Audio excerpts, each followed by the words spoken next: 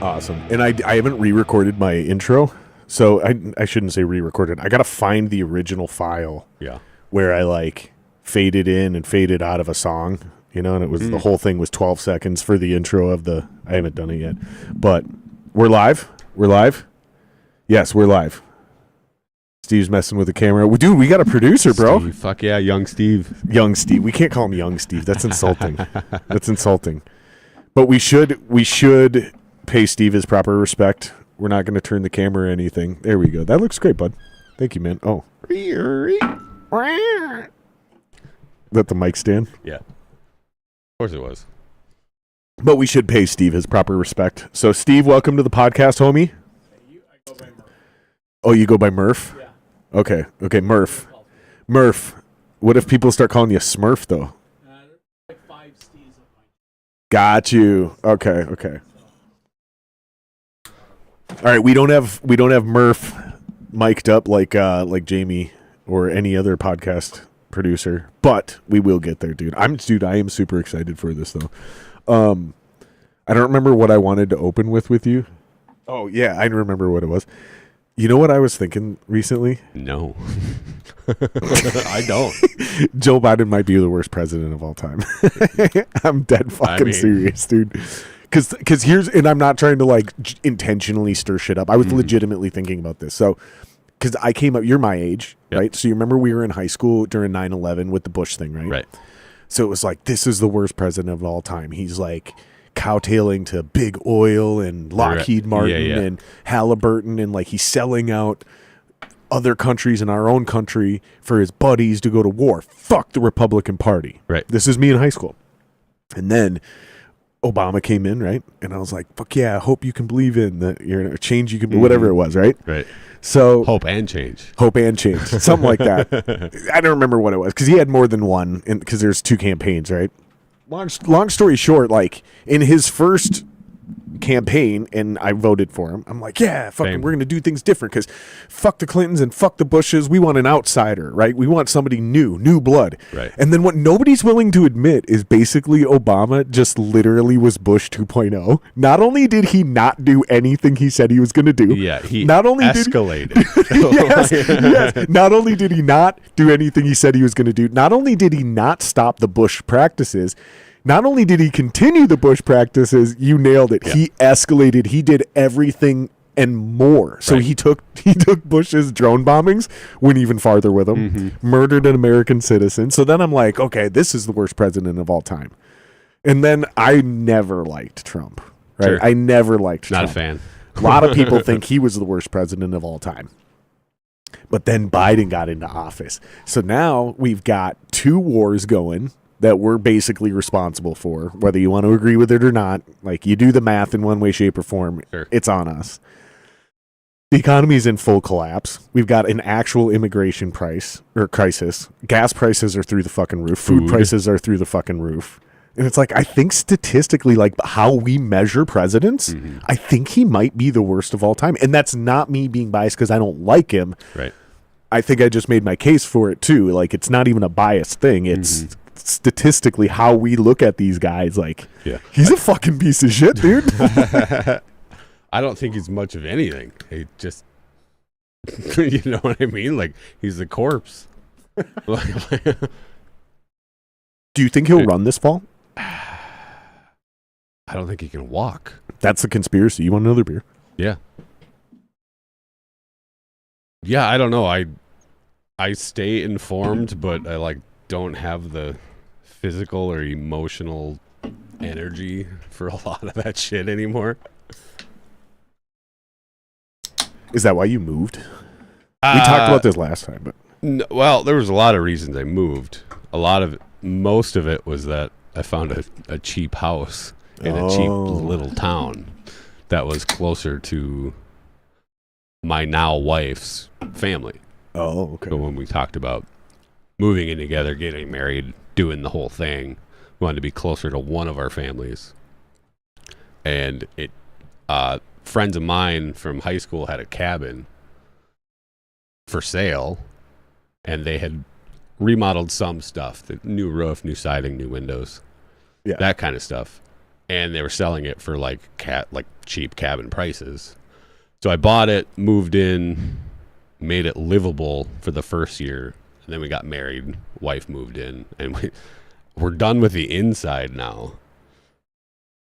So now you're moving to the outside. Yeah, well, I don't even know how much longer we'll be there because So we turned a 2-bedroom into a 1-bedroom so we could have a laundry with a room badass office and a bigger bedroom. And Gotcha. now there's 3 of us in the house with the toddler.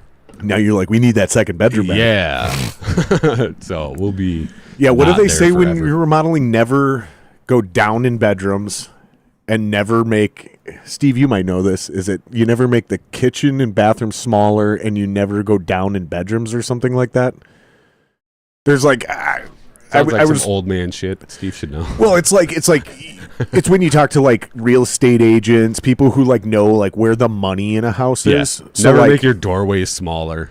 sure, Like, you know, yeah. The obvious stuff. Yeah, I don't know what the actual phrase is, but it's something like that. Like, yeah, you made a huge mistake by getting rid of a bedroom. Well, and I it was mean, probably the best it's decision not when you like- did it, but now you're fucked. And you For us probably, living there, sure. but you also, unless you can flip it back, you might have a harder time selling it now or selling it for less money. That would be for a very specific person. And I'm not saying I'm right.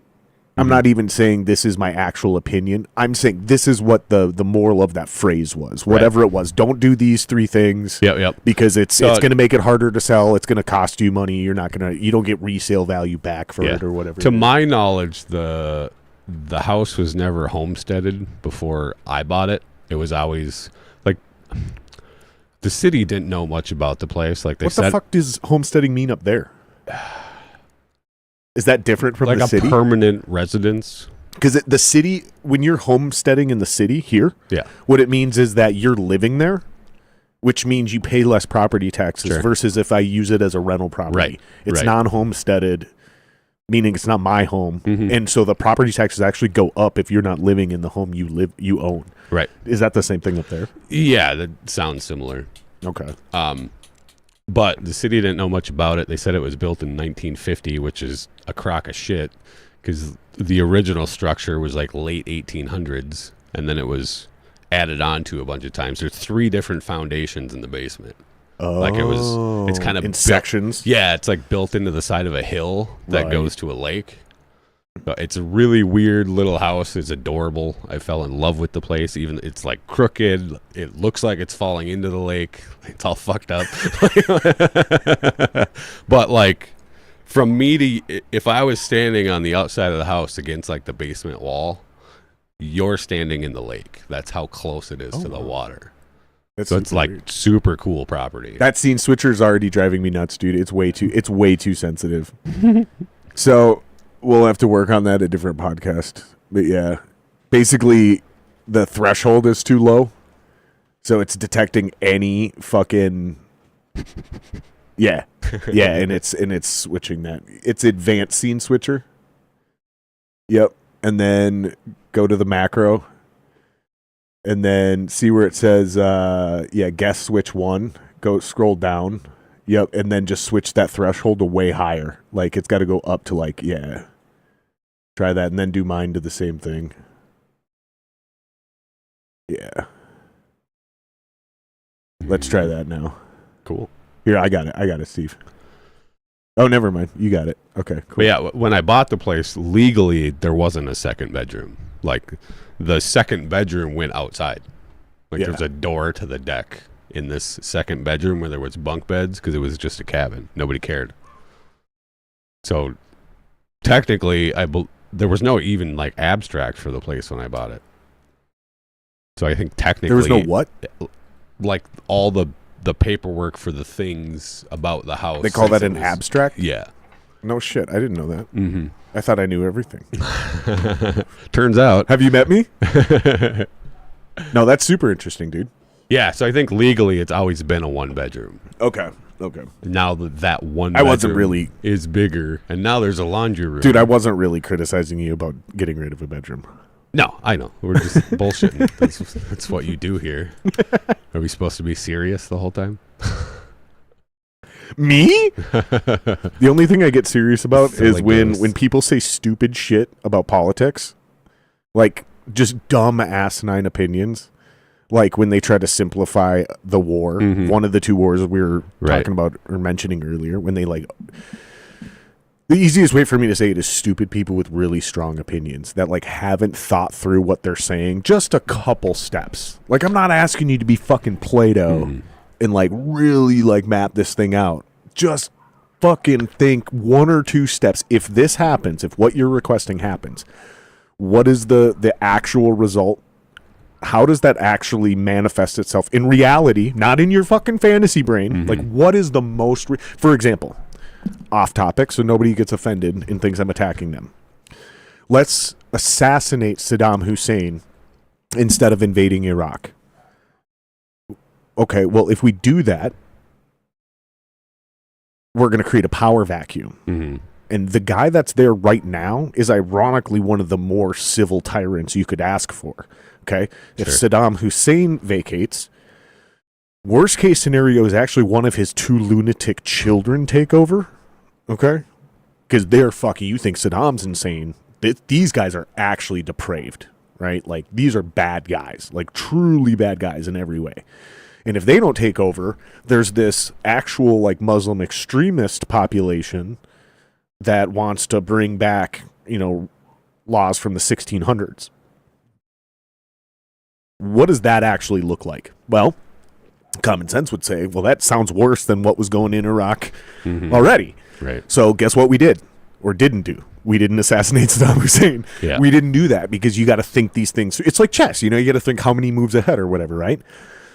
But man, these motherfuckers nowadays, dude, and that's when I get serious, and that's like the last thing that actually gets me fired up is idiots with super strong opinions, and I just can't keep my fucking mouth shut, dude. Yeah. I just like, go ahead. Like, how much of that's just social media, though, too? Because when you talk to people in person, when they'll talk through things and be like, I don't know. I don't think most people actually have those strong of opinions about most things. So here's what I think. I just think you get on a team and you have to say the fucking thing to I think you're be cool with your people. I think you're right and you're wrong. So I think you're right that people don't actually have that strong of opinions. Yeah.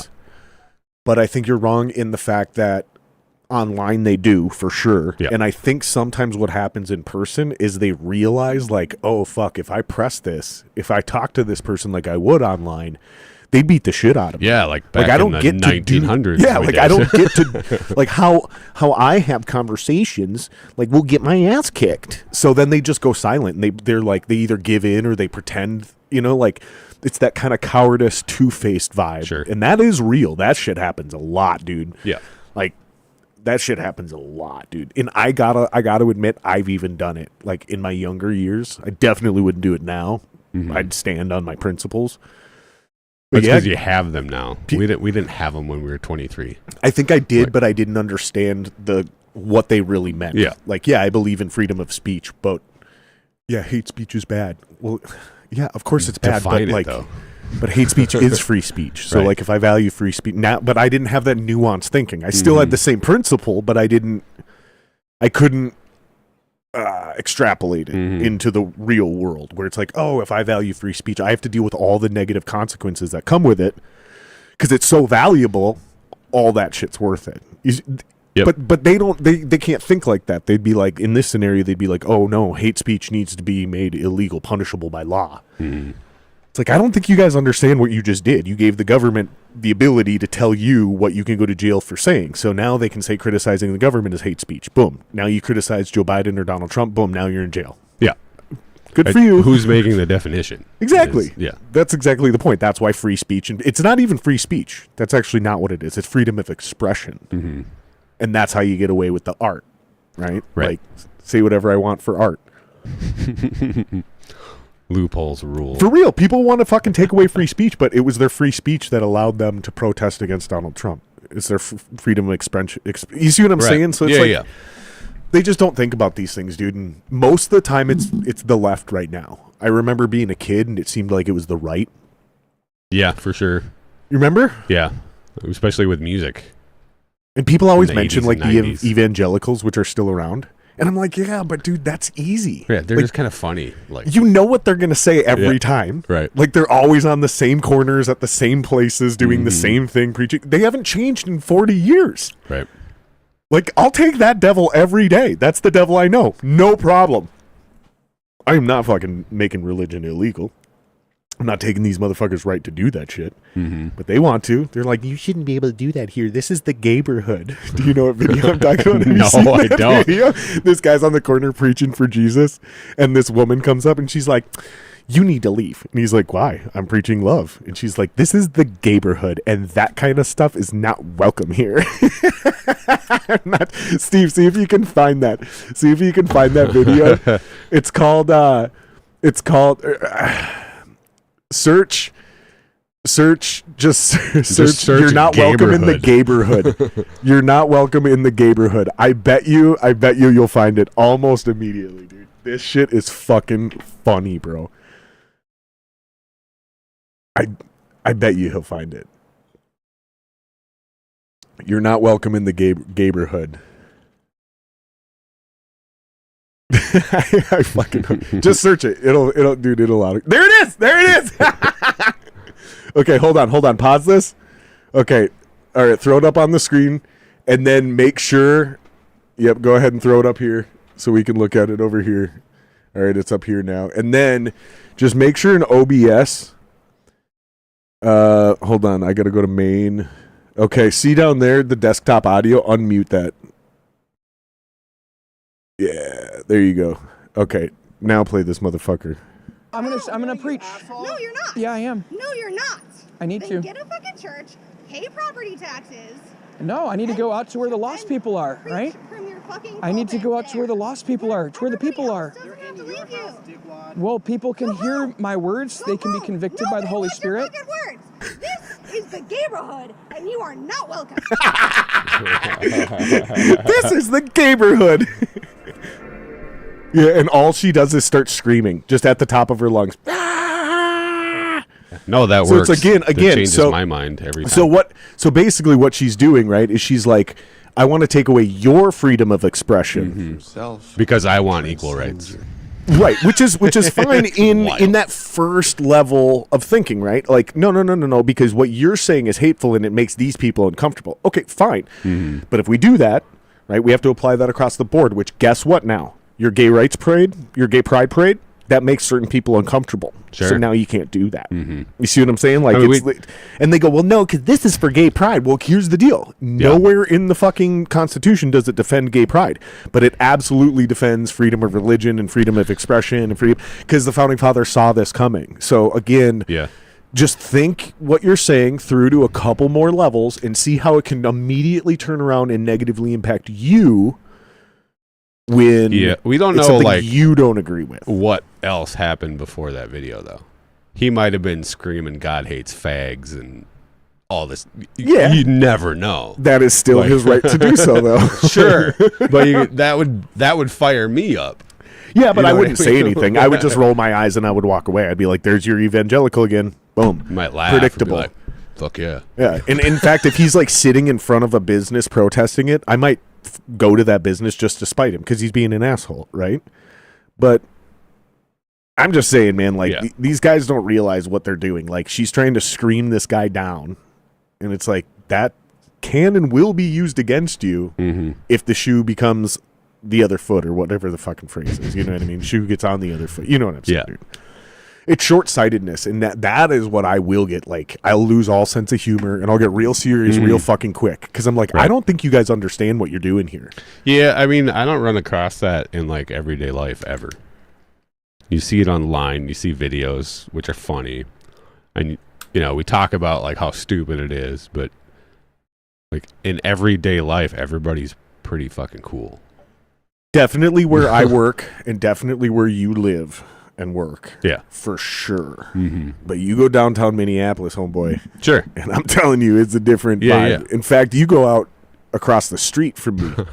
And on certain days, it's a different vibe. I don't know, that dude mowing the neighbor's lawn was pretty fucking cool. That's a different story, right? Like that's and what did I say? I go, now those motherfuckers I respect because they're out here trying to do anything. Yep. Just like, dude, I will fucking make my own money. I'm like all about that shit, dude.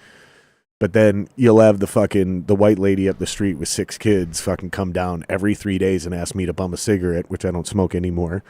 Or she'll ask to borrow $10, which, I did like 5-6 times. I've never gotten any of that money back. Right. So it's like, no, you're just asking for probably a fucking not handout. expecting to.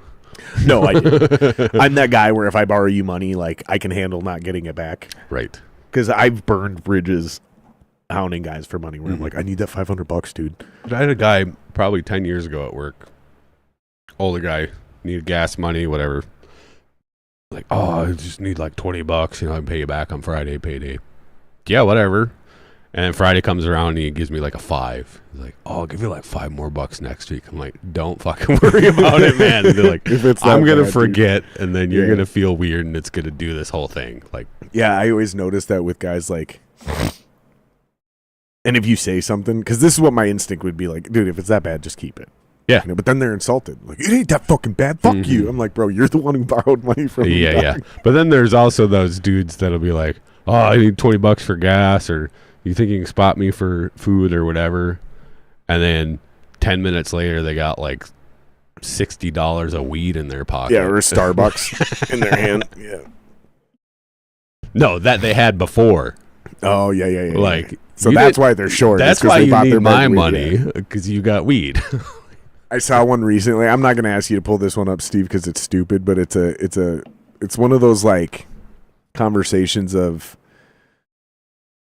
usually they're calling somebody to try to come in on their off day, and then they animate it, This one was somebody calling into their work, and they're like, I just got a parking ticket. What the hell? Blah, blah, blah. And it's clearly somebody out on assignment for this employment agency, right? Mm-hmm.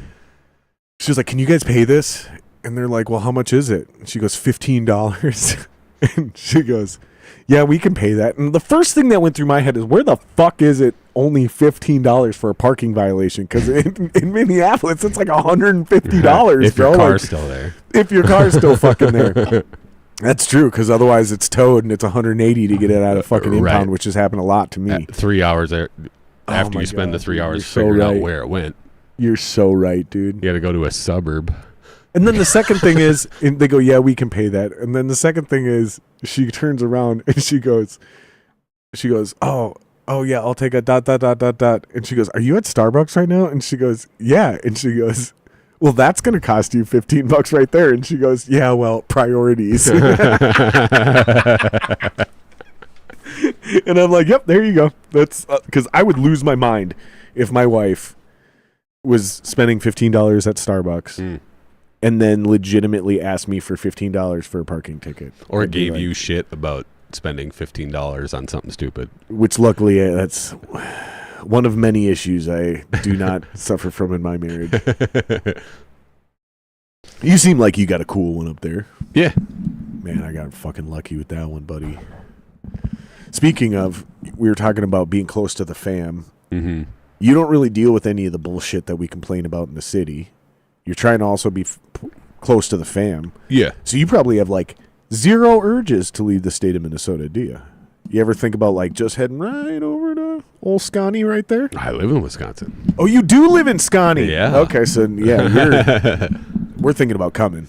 That's what I'm getting at. Gotcha. So if we stay in the north, we think we're moving to Hudson. Because I'm 30 minutes from the cities. I can still have a studio in the cities. Like, I mean, fuck, dude, that's a long drive to the suburbs. 30 minutes, that's nothing. Right. You know what I mean? Yeah, exactly. That's how I feel. I'm about an hour from work now. But when I lived in Bloomington, I work in White Bear Lake. When I lived in Bloomington, it was still a fucking hour to get there. But it's more miles, right? Less bullshit, no traffic. Right. Like, I work early enough that I don't have to deal with anybody.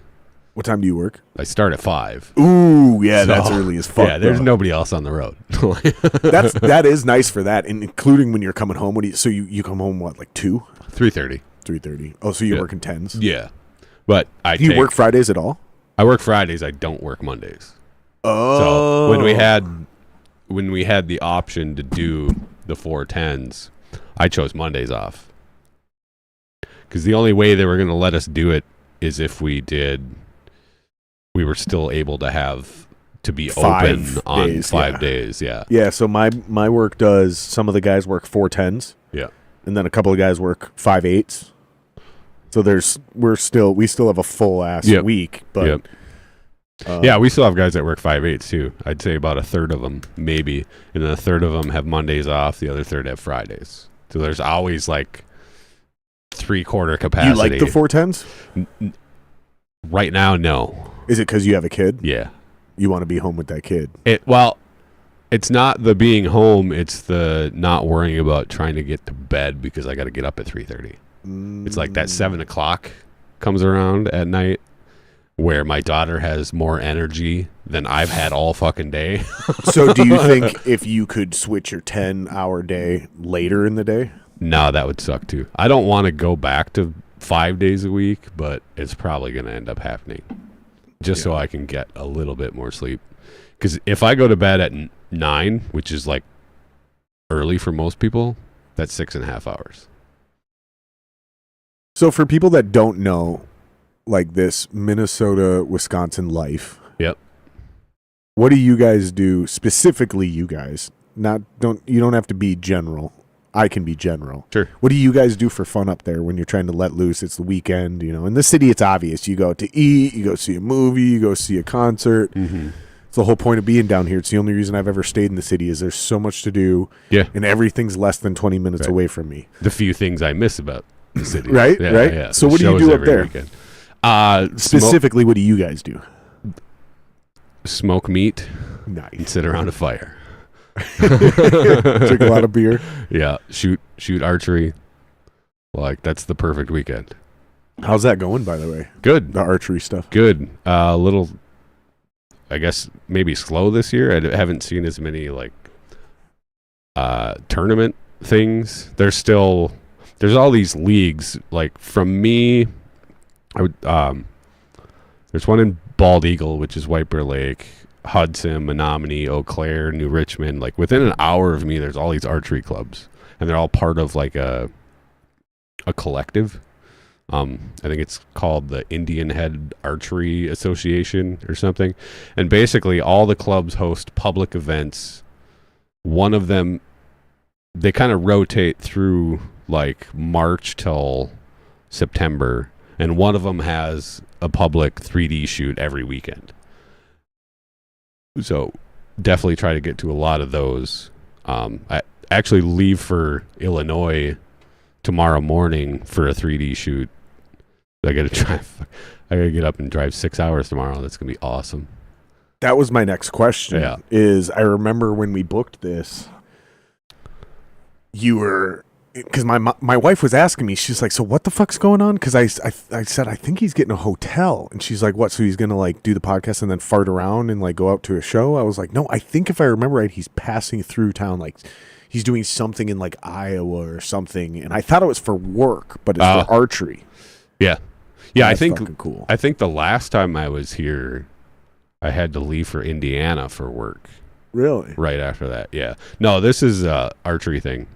I am actually going home tonight because now one of my buddies is coming with, and he lives close-ish to me. I don't feel as bad though now that I know you're 45 minutes away. Well, at least from your work. So Yeah. what is it, an hour and a half from your house? To here? Yeah, right around there. That still sucks. I'm sorry, dude. Yeah. Well, thanks for coming Is into what it town, is. buddy. Well, like I was saying, I work It was supposed to be passing through I town, work but- in White Bear Lake, so that's only a 30-minute drive from Yeah, here. and it's not exactly like on your way if you're going to Illinois. Like you're kind of coming, coming over and then going down. So, like, I could have worked out to stay in the cities and all that stuff, but like you were saying, when you have a kid, you just want to be home. So, like, tomorrow it's probably going to be breakfast, hang out with the family, and then drive. Dude, I don't even have a kid yet. And, like, there's days it's hard to go to work because I'm like, I just want to stay home with the wife and the dogs. Mm-hmm. I'm so worried about being a dad when it comes to that kind of shit. Like, Yeah, bro, like, it's going to be tough because we're trying to have kids. So. yeah. Yeah, it's you have your days, right? When you're like, oh, I just want like a night without this little demon. Like, there's plenty of those days. She's a toddler. Yeah, she'll be 2 in September, and they talk about the terrible twos, and she's developing early. I was just gonna say a lot of people are like the ones are way worse because the ones they're just as smart. This is what I've heard. I don't know that this is true. Obviously, I don't have kids. Yeah, I did it. My little brother was born when I was 16 though, and I spent a lot of time with him. So I do have a lot of like firsthand experience with young humans, but not. It wasn't my young human, right? It was my little brother, right? But I was there. I was young enough. I was only 16, so like all summer long, I was with him and shit. Mm-hmm. And what they say is that they're just as smart at the end of like 1 as they are all of being 2. The only thing that's different about being 2 is they can actually communicate and they can walk a little faster. Right. So they can start talking and they're much quicker. So they're just as bad at 1, but they can't tell you what they're pissed off about. Yeah. And they're clumsy as fuck, dude. She's just slamming her face into everything. I don't know if this is actually Steve. You got kids? Is that true? Would you say that's accurate? Yeah, I had 3 in diapers at once. Yeah. Oh Jesus! 3 in diapers. You at had once. your 12-year-old in diapers? Huh? What? I got a grandson. You got a grandson right now? Yeah. Jesus Christ! Yeah, we got to get you a mic over there, buddy. Kids are having kids. We in Wild. fact, The whole everything about it is just wild. This is the only way to describe it. in fact, Like you think you know, but you don't until you do. here, Steve, take this right now. Take this SM58. There you go. Take the SM58. There's a mic cable right there on that fucking desk in front of you. I don't know where that's hooked up yet, though. We'll have to figure that out in a little bit. We might have to run. We might run the different interface, dude. We might run it. We might run it through the Zoom. Oh, that's the wrong end of it. Well, that means it's probably not hooked up to anything on the other side. Then we'll address that. We got plenty of time. I just got a text from my wife. They're watching us on the TV. Aw, she's so cute. Yeah, she's adorable. But yeah, and then so like you're waiting for this night, right, where you can finally sleep, and like it'll be quiet. You won't wake up to scream crying at 2 a.m. I think I know what you're going to say. But then Keep you going. get it, and then you're laying in bed at midnight and you can't fucking sleep because your kid's not there. Yeah. I knew it. I fucking knew it, dude. So my wife experiences that with the dogs when we go on vacation. So we'll be, and this is why I'm worried about her as a mom too, for the same reason I'm worried about myself as a dad, is because it's exactly what you're saying, and we already feel that way with just us and the dogs. Yeah. So we'll be on fucking vacation, and she'll be like, is it just me, or do you miss the dogs? I'm like, just you, babe. Just fucking you. But then a day later, 2 days later, I'm like, God, I miss Peanut right now. Because we'll be doing something, and normally my dog, my little lap dog, would be like literally on my thigh. Chilling. And I'd just be kind of maybe rubbing her ear or something like that. And I'm like, oh, it would be nice to have Peanut here, you know? Yeah. But then there's the whole, they get to the age where you get to bring them with. Right. You know, and you get to do things with them. And Which is funny because my wife and I were just talking. That's like 3 to 7, even 3 to 9. We bring her now. The thing about having a toddler is you can still do all the stuff you want to do. It's just fucking ruined. Right. And it's difficult and it's cumbersome. Like you're still changing diapers. You're still doing so many things where it's like it's cumbersome. It's difficult. Like you got to be careful. Right. It takes forever. Like we bring half the house every time we go anywhere, right, just to try to keep her entertained. Even though she doesn't give a shit, she's just going to play with a stick or try to put acorns, like the caps, back on the acorns anyway. Like, why are we bringing anything with? Like, just in case. Just in case. So, but we brought her some archery stuff. Like, I have one of them like backpacks that she just rides in. Has like an aluminum frame and stuff in it. She loves that thing. She usually just falls asleep. You know what I'm going to do, Steve? I'm going to plug you into...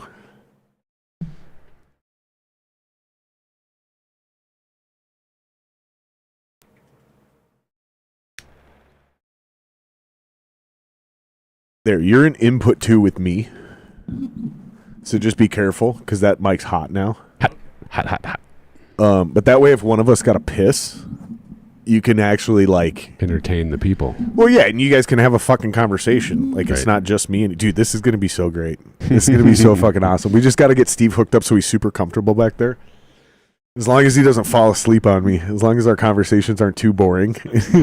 Steve, pull that up. Have you ever listened? I also got to get used to calling you Murph. Yeah. I've never called you Murph. I know. I have no problem with it. It's usually when people bring up nicknames, I'm like, that's a stupid fucking Right. nickname. I'm not Is calling that you like that. part of your last name? Yeah. Okay. Yeah, you were saying there's like a bunch of guys you know named Steve or something? Yeah, at my work, we had 5 Steves on. Yeah, that's how it was growing up. That's why I've gone by my Does last any name. of them actually go by Steve? Like, is there a first Steve and then everybody else is something else? Yeah, but he kind of Steve-O. Oh, Steve-O. Yeah. So that's what I was gonna say. So there's like Steve, there's Steve-O. What Stever. one of my buddies is he was Steve-O, which became Stevo, which somehow became Stebo. Okay. So I have a buddy named Steve that's literally his nickname is Stebo. which is literally Steve-O, All just right. in some fucking drunken. For sure. Yeah, Yeah, like growing up, weird there was so evolution. many Jameses that we all went by our last name. Or some Everybody in some Coon Rapids went version by their last Of name. our last name, yeah. When I grew up in Coon Rapids, everybody went by their last name. Yep. Every A single lot of person it went was by like their last name. sports things, Yep. I think. That's exactly what it was. Yeah. It's because that's how you got to know people, was reading their name off their jersey Mm-hmm. and yelling at them in practice. Hey, Severson. Yeah. I was in Cover 2, cover 2, cover 2. I played bass in a band. I actually took Jamal's spot in a band when I was like 15. Yeah, I was. Wait. You took Jamal's spot on bass in a band? Yeah, So did he leave or So did we- he get kicked out? He Let's ended talk up, shit about He Jamal. ended up back in that band. I Let's was talk shit about basically Jamal. like, yeah, fuck Jamal. I was basically like the fill-in until they licked their wounds and got back together.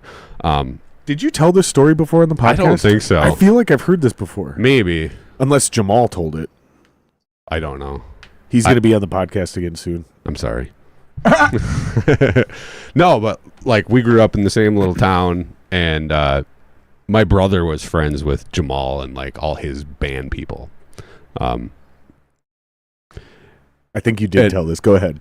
And I used to play a lot with my brother, and then he kind of left for the military when I was, what is he, 4? So I would have been like 13, 14 when he left, and I was kind of friends with his friends. They were like the other band in our small town, and I had like my little garage band where we just play like Pantera covers and stuff, and then we'd write our own shitty, what we called progressive music. You definitely told this story Yeah. before. You definitely told it. Keep going, though. 'Cause And, not everybody's heard it. Yeah, I was playing guitar, obviously.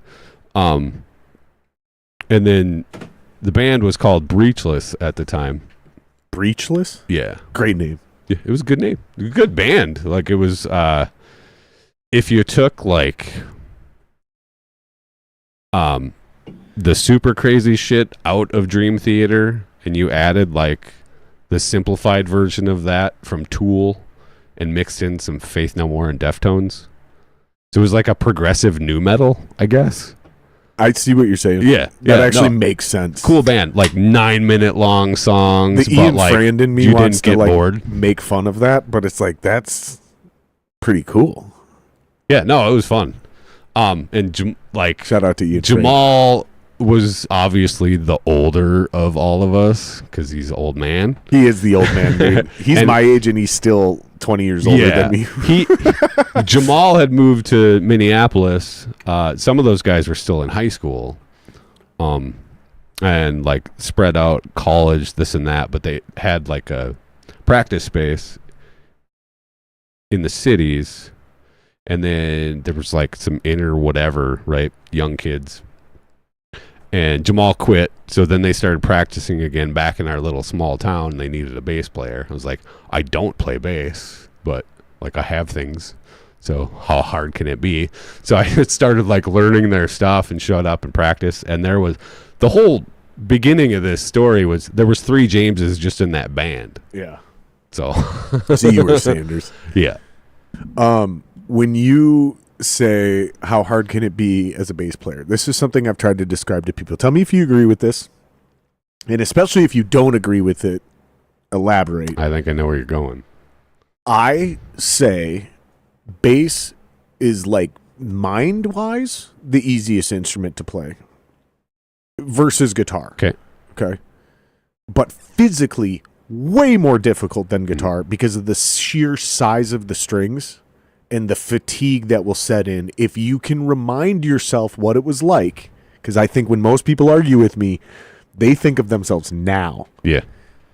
Try to remember when you were 12 years old and that wrist fatigue and the cramps that would kick in, the sheer just soreness and pain of your hand. Right. Do you agree with that?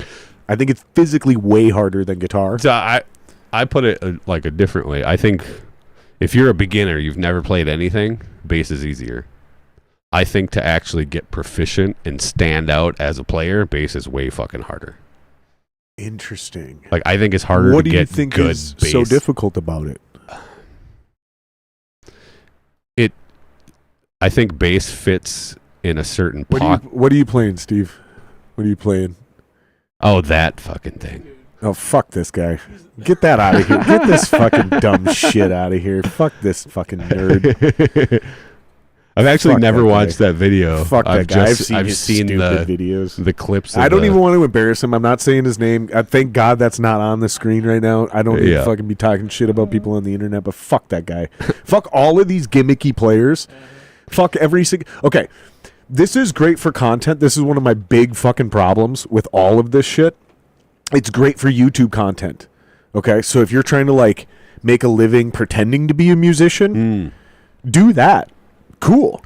But when I say musician, and I'm not trying to sound like my opinion matters more than anybody else. I'm not trying to say that my opinion is the opinion that matters or is valid or whatever. You see what I'm saying? Like, it's not a right or wrong thing. This is just how I define this word. Sure. When I say musician, I'm talking about a guy who can fucking write songs. Sure. And I'm not saying you're a songwriter, because a songwriter is a guy who writes lyrics, the entire structure.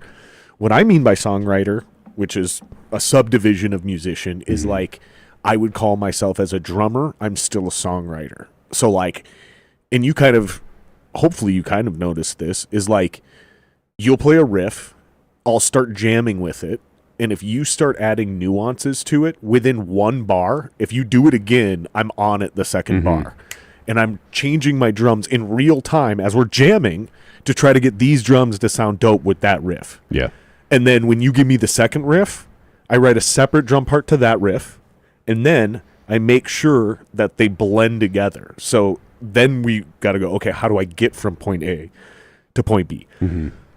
I know a lot of guys, especially drummers, that don't think like that. They just write parts. That's all it is. And it's like, dude, I could literally do that in Logic. Yeah. What a songwriter is somebody who's writing a song on his instrument.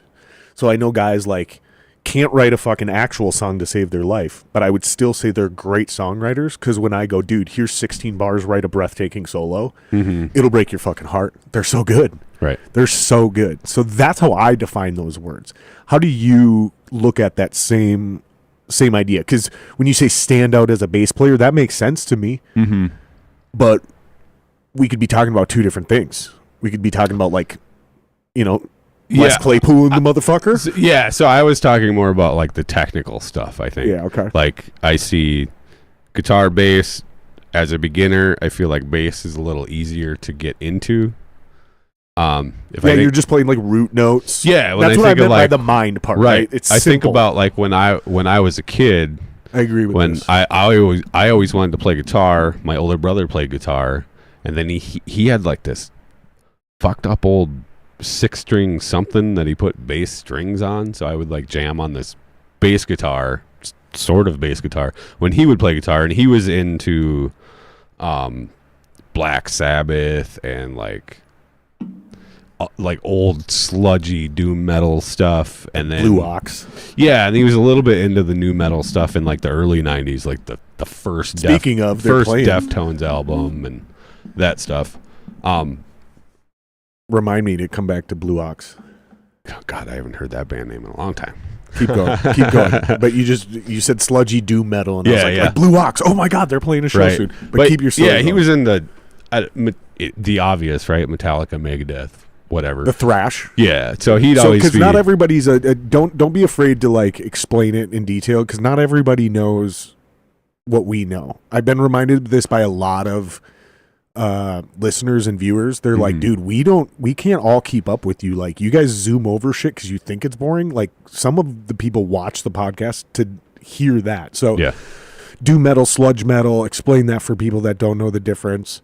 And by the time you get done explaining that, we'll compare it to the Metallica thrash metal thing because I gotta piss. So Gotcha. explain what you mean by doom metal, sludge metal. Like, give them some bands and then describe it sonically. Like slow and droney, tuned down. I mean, sludgy. Like, it's heavy. I don't know. I'm actually not into. Some people call it even stoner metal. I'm not into the slow, sludgy, doomy stuff. But unless it's the old Sabbath, basically. Oh, I'm not. Oh, there I am.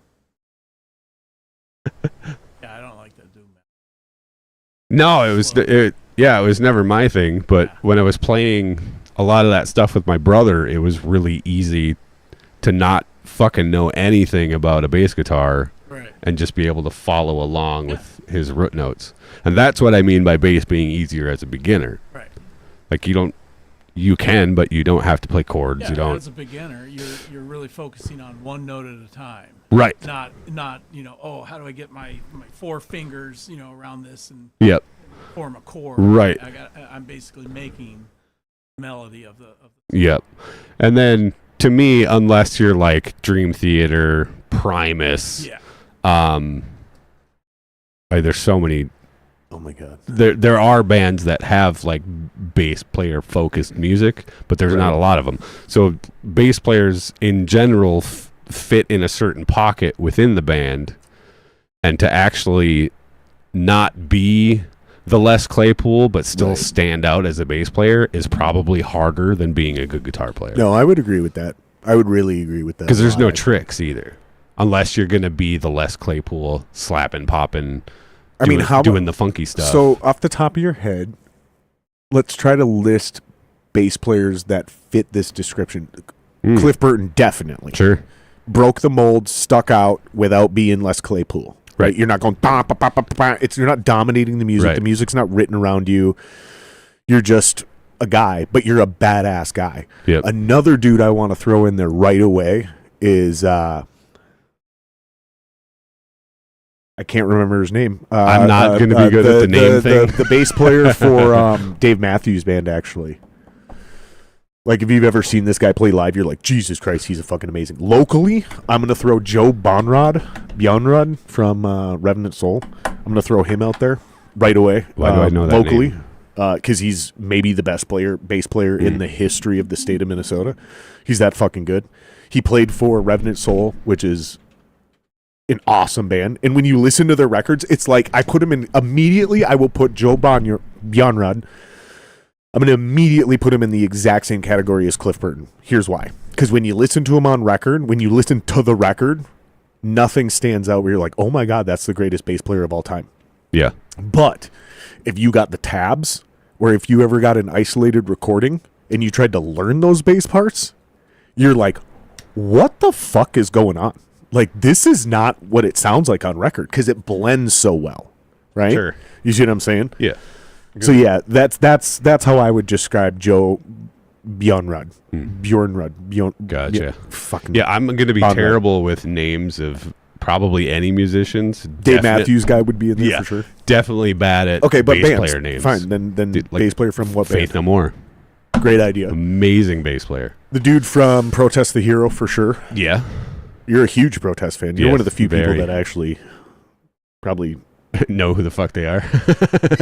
Yeah, I mean, I run into people who know who they are, but they don't. It's clear they But don't listen to. If them. you're not into like progressive metal, you're not going to have a fucking clue who they are. He's definitely in that category though, because like Yeah. I've never even seen him live, but I've seen their music videos where it's where I'm like I'm listening to him on record and I'm like wow, and every once in a while a part will stand out. Yeah, doodly doodly doodly doodly, and I'm like, ooh, that's tasty. He's playing arpeggios on a bass. But then you see him in a music video. Sometimes it's just a live recording of them in concert. Right. And I'm like, holy fuck. So again, you could almost put him in that same category as a Cliff Burton. Yeah. These guys that blend in with the band, but goddamn, are they? Yeah, some of them is just for their tone. Sure. Tool's bass player. Is he playing that difficult of stuff? Like note for note? Probably not. Yeah, time signatures. Yes, like all the things that Tool is. So that would But his fucking tone is maybe the most iconic bass tone. So that would be a perfect example of what I was using those terms as earlier, to where I would say the bass player from Tool is more, his songwriting grade would be higher than his technical skill grade. Right. Maybe. Like the reason his bass parts are difficult is what's happening in the brain. Yeah. Like it's the timing, it's the weird extra fucking, it's not the off. It's not the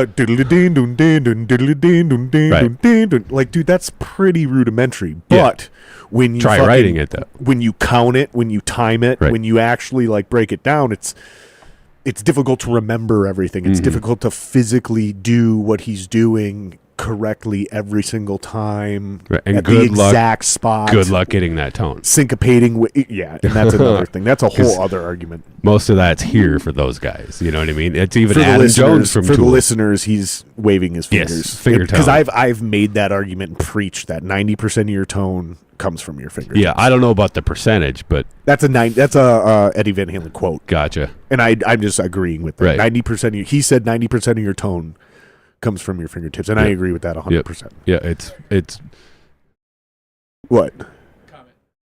oh. Ooh, who's saying things? Steve. Yeah, I recognize Peter. Thanks for coming back, Peter. It's been a long time. What is he saying there? Who can you read that name? I can't. Read it in the mic, dude. It's too quiet. I can't fucking. The type is too small and your voice is too quiet. What is it? Steve DiGiorio, Dee Verney, and Dan. Dude, I've heard all those names. I can't repeat them because I can't read them. But I don't know any of those bands. Yeah, Like, I don't know who any of those guys Right. are. Like I recognize the names, but I can't put them in a band. I was trying not to be like really obscure either. Like bands people know, you don't think of them as being flashy bass player bands, but they have like the greatest bass players. Coheed and Cambria's Yes. fucking bass player Yes. is a goddamn Yes. monster. In fact, both of them. Yeah. Both of them. The original dude, who's no longer in the band because of his fucking, he robbed a pharmacy. Did you hear about this? No. Dude, you don't know about this? Okay, Steve, pull this up. Coheed and Cambria bassist arrested for robbing pharmacy. No, not in there. Not in there. That's YouTube. Just pull it up on the regular internet. We're going to have to put that, since we're both getting old and we have shitty eyes, we're going to have to put that thing on like fucking 520 pixels in order for me to be able to read it up there. Arrested for robbing pharmacy.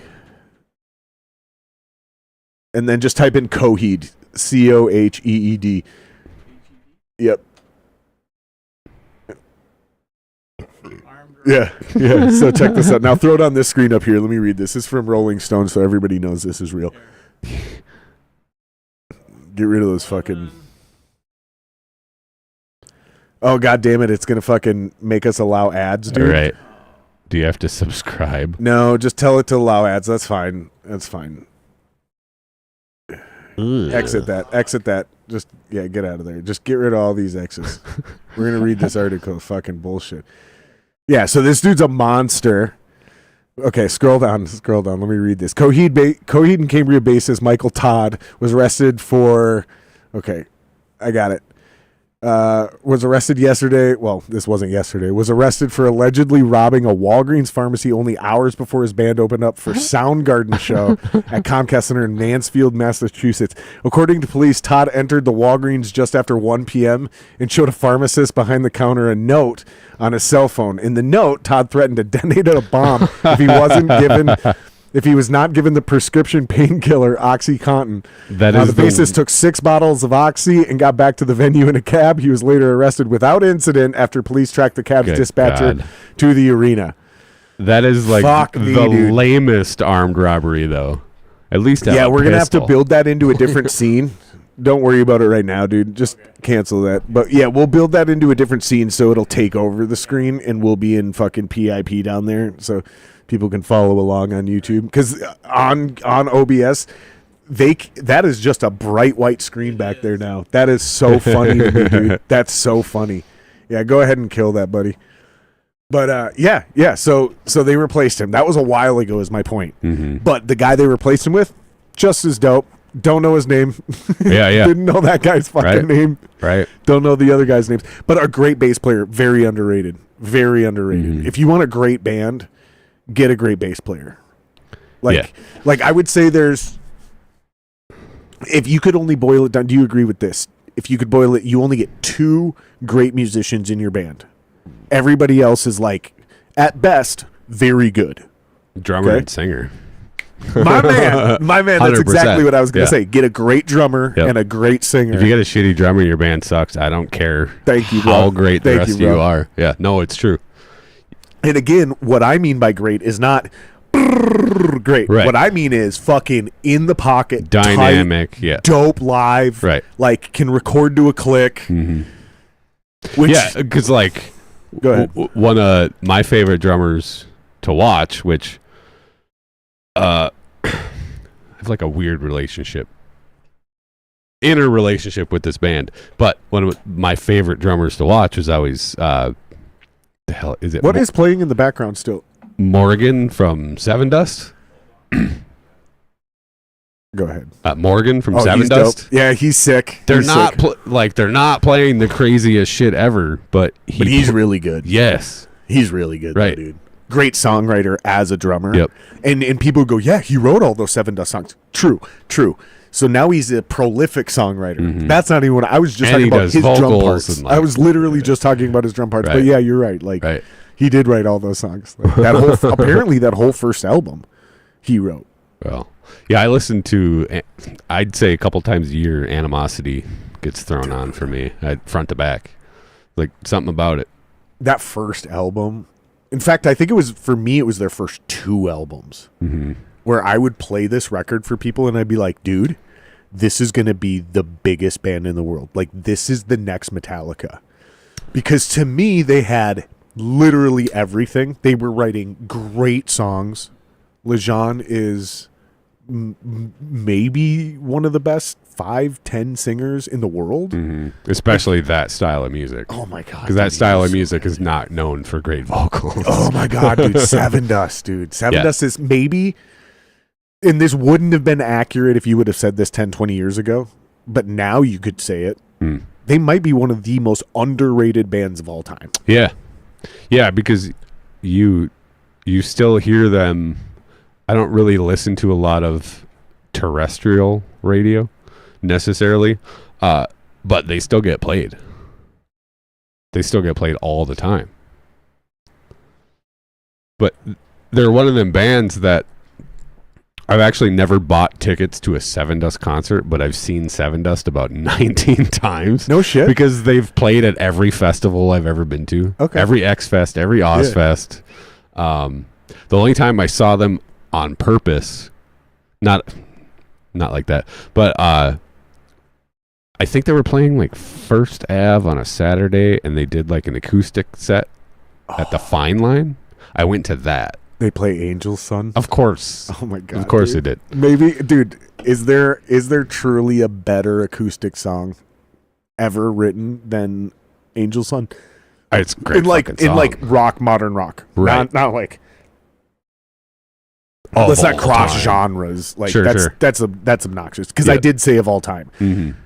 Okay. Bands like Angel's that- Son, Bands like that don't and can't do that. Be With You by Mr. Big. Sure. Wish You Were Here. There's some Incubus stuff. Oh, Drive. Yeah. Wish You Were Here, Pink Floyd. Yeah. But now you're crossing genres. I mean, that's Fair like enough. there's like 50 even year though gap. a lot of hard rock is based on that For sure. Pink Floyd blue shit. Yeah. You're right though. I did. Yeah. I cheated. Immediately broke my own fucking rules. Dude, there was a split second I thought that screen froze and I was tripping out. It's just because you weren't moving. No, dude, you're right. Seven Dust, man. Fucking great band, dude. Yeah. great fucking bass player. Stone Temple Pilots, another very underrated bass player. Underrated band. Dude, you know what I used to say about Nirvana Stone gets Temple? all of this like 90s grunge stuff. I hated Nirvana. Not a dude. fan. Never liked Like, them. I remember learning stuff when I was 11 or 12 on guitar. Because you Okay, can out of play all it the when you're Seattle 11 or bands- 12. Out of all of the Seattle bands, you can pick one. Okay, so the ones off the top of my head are Nirvana, Alice in Chains, Pearl Jam, and Soundgarden. Soundgarden. So you get one, and Stone Temple Pilots technically, Sure. even though I think Stone Temple Pilots was an LA band, if I remember right. Steve, when you Yeah, get back, pull this up. yeah, I couldn't really tell see you. if STP is from LA, because I think STP's. Find out where Stone Temple Pilots is from. I think they're from LA, but they get lumped in with the grunge movement because Yeah. they were part of the time period, and I they were guess, West Coast. but they didn't even have like, I don't know. They still had like a little bit of that, like Motley Crue vibe, a little bit like the sex. just drugs, type in rock where and are they roll. from. Yeah, just where are they from?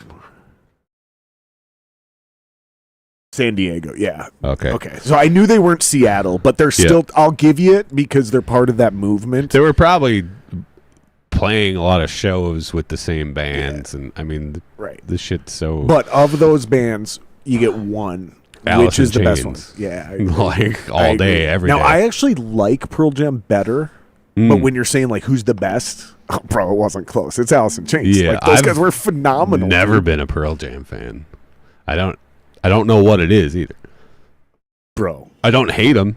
Oh, speaking of great acoustic songs, how about "I Fade Away" by Alice in Chains. Yeah. I No, you could do almost fade all away. of their songs on acoustic. Well, they did. They had the whole unplugged album.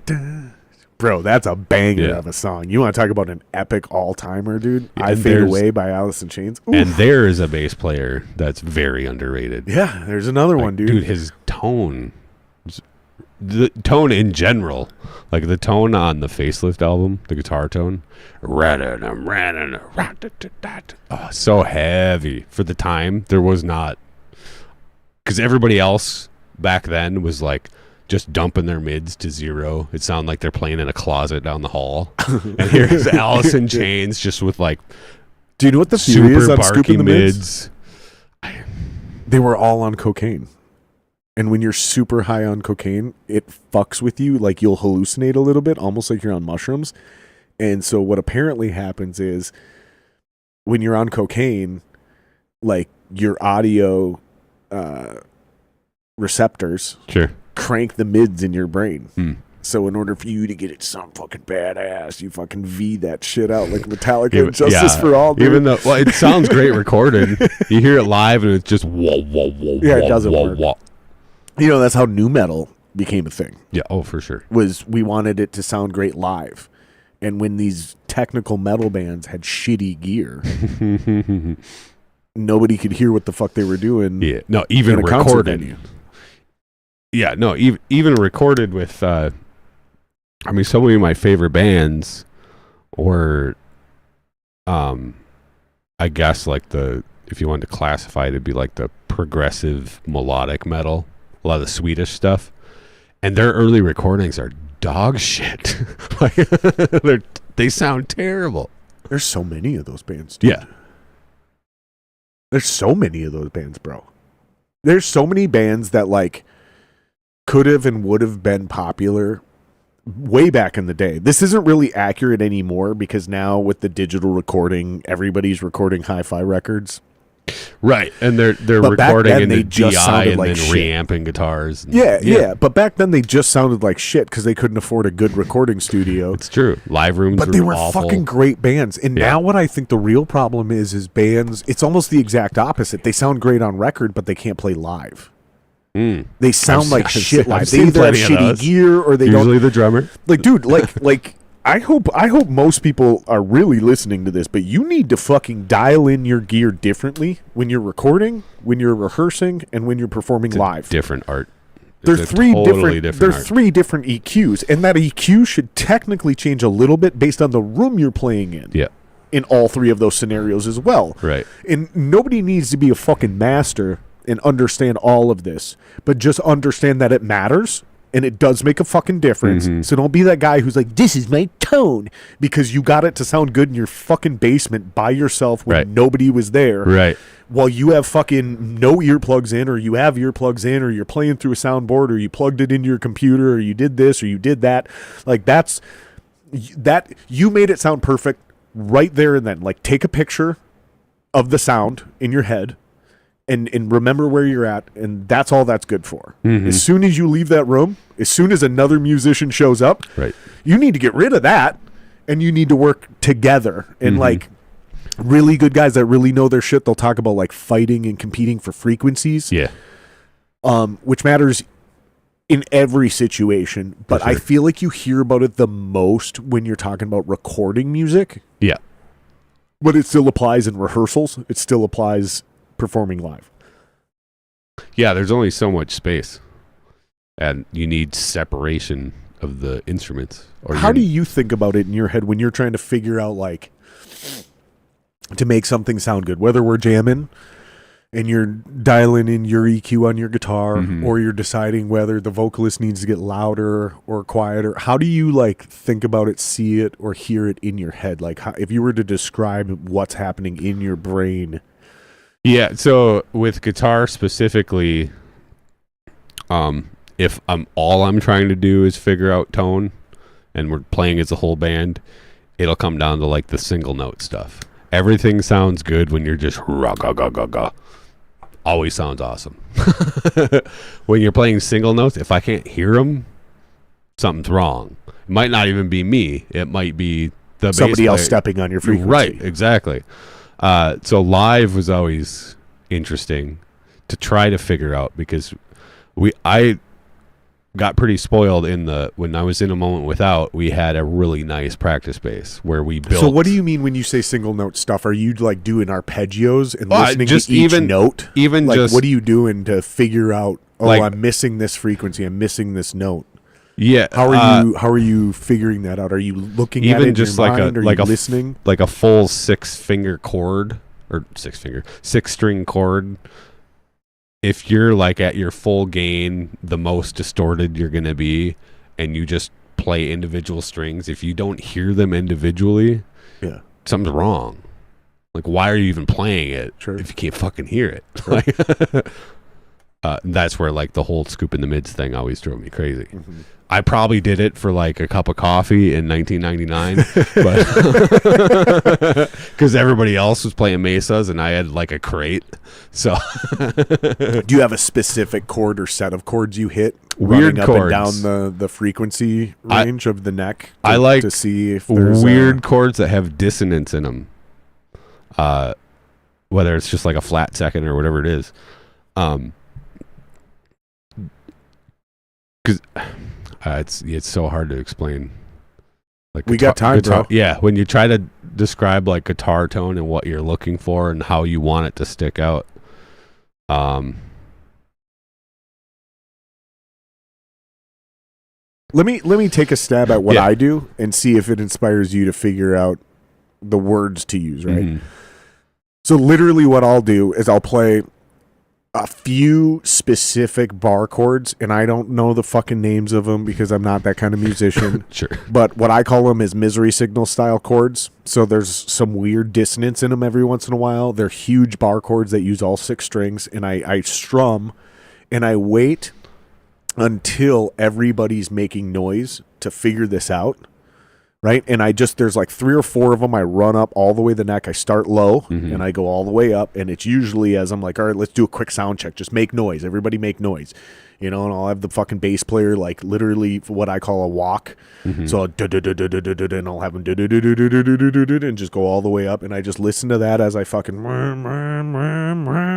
and I'll hear like what you kind of mentioned, which is like a dead spot. And my challenge as a 40-year-old is knowing that my hearing is damaged now and compensating for that.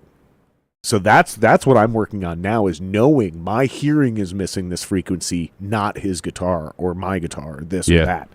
So to trust my knowledge and experience and instincts. But when I was young and I had good ears, all this had to be done with the right earplugs, by the way. If you're wearing the construction earplugs that I gave us, like, don't do that. Yeah, They make one called Heroes Yep. at Guitar Center. Those are the best as far as musicians are concerned because they trap all the bad frequencies, so they don't make it through, and they pass through all the good frequencies, all the ones you want to hear, the ones that don't damage you. And so when you're trying to dial in a rehearsal or a live setting as a band member, and you're trying to do these things, spend the money, get the expensive earplugs. It's worth it. And if you lose them, then become more disciplined.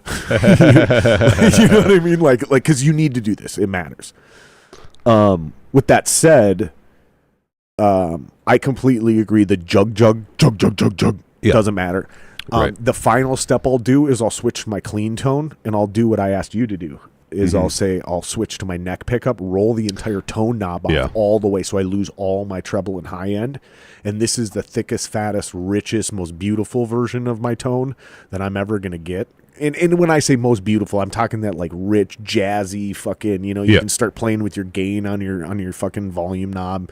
You can start really manipulating the tone of your guitar, and that's where you get that buttery, fucking sensual, fucking whoop whoop.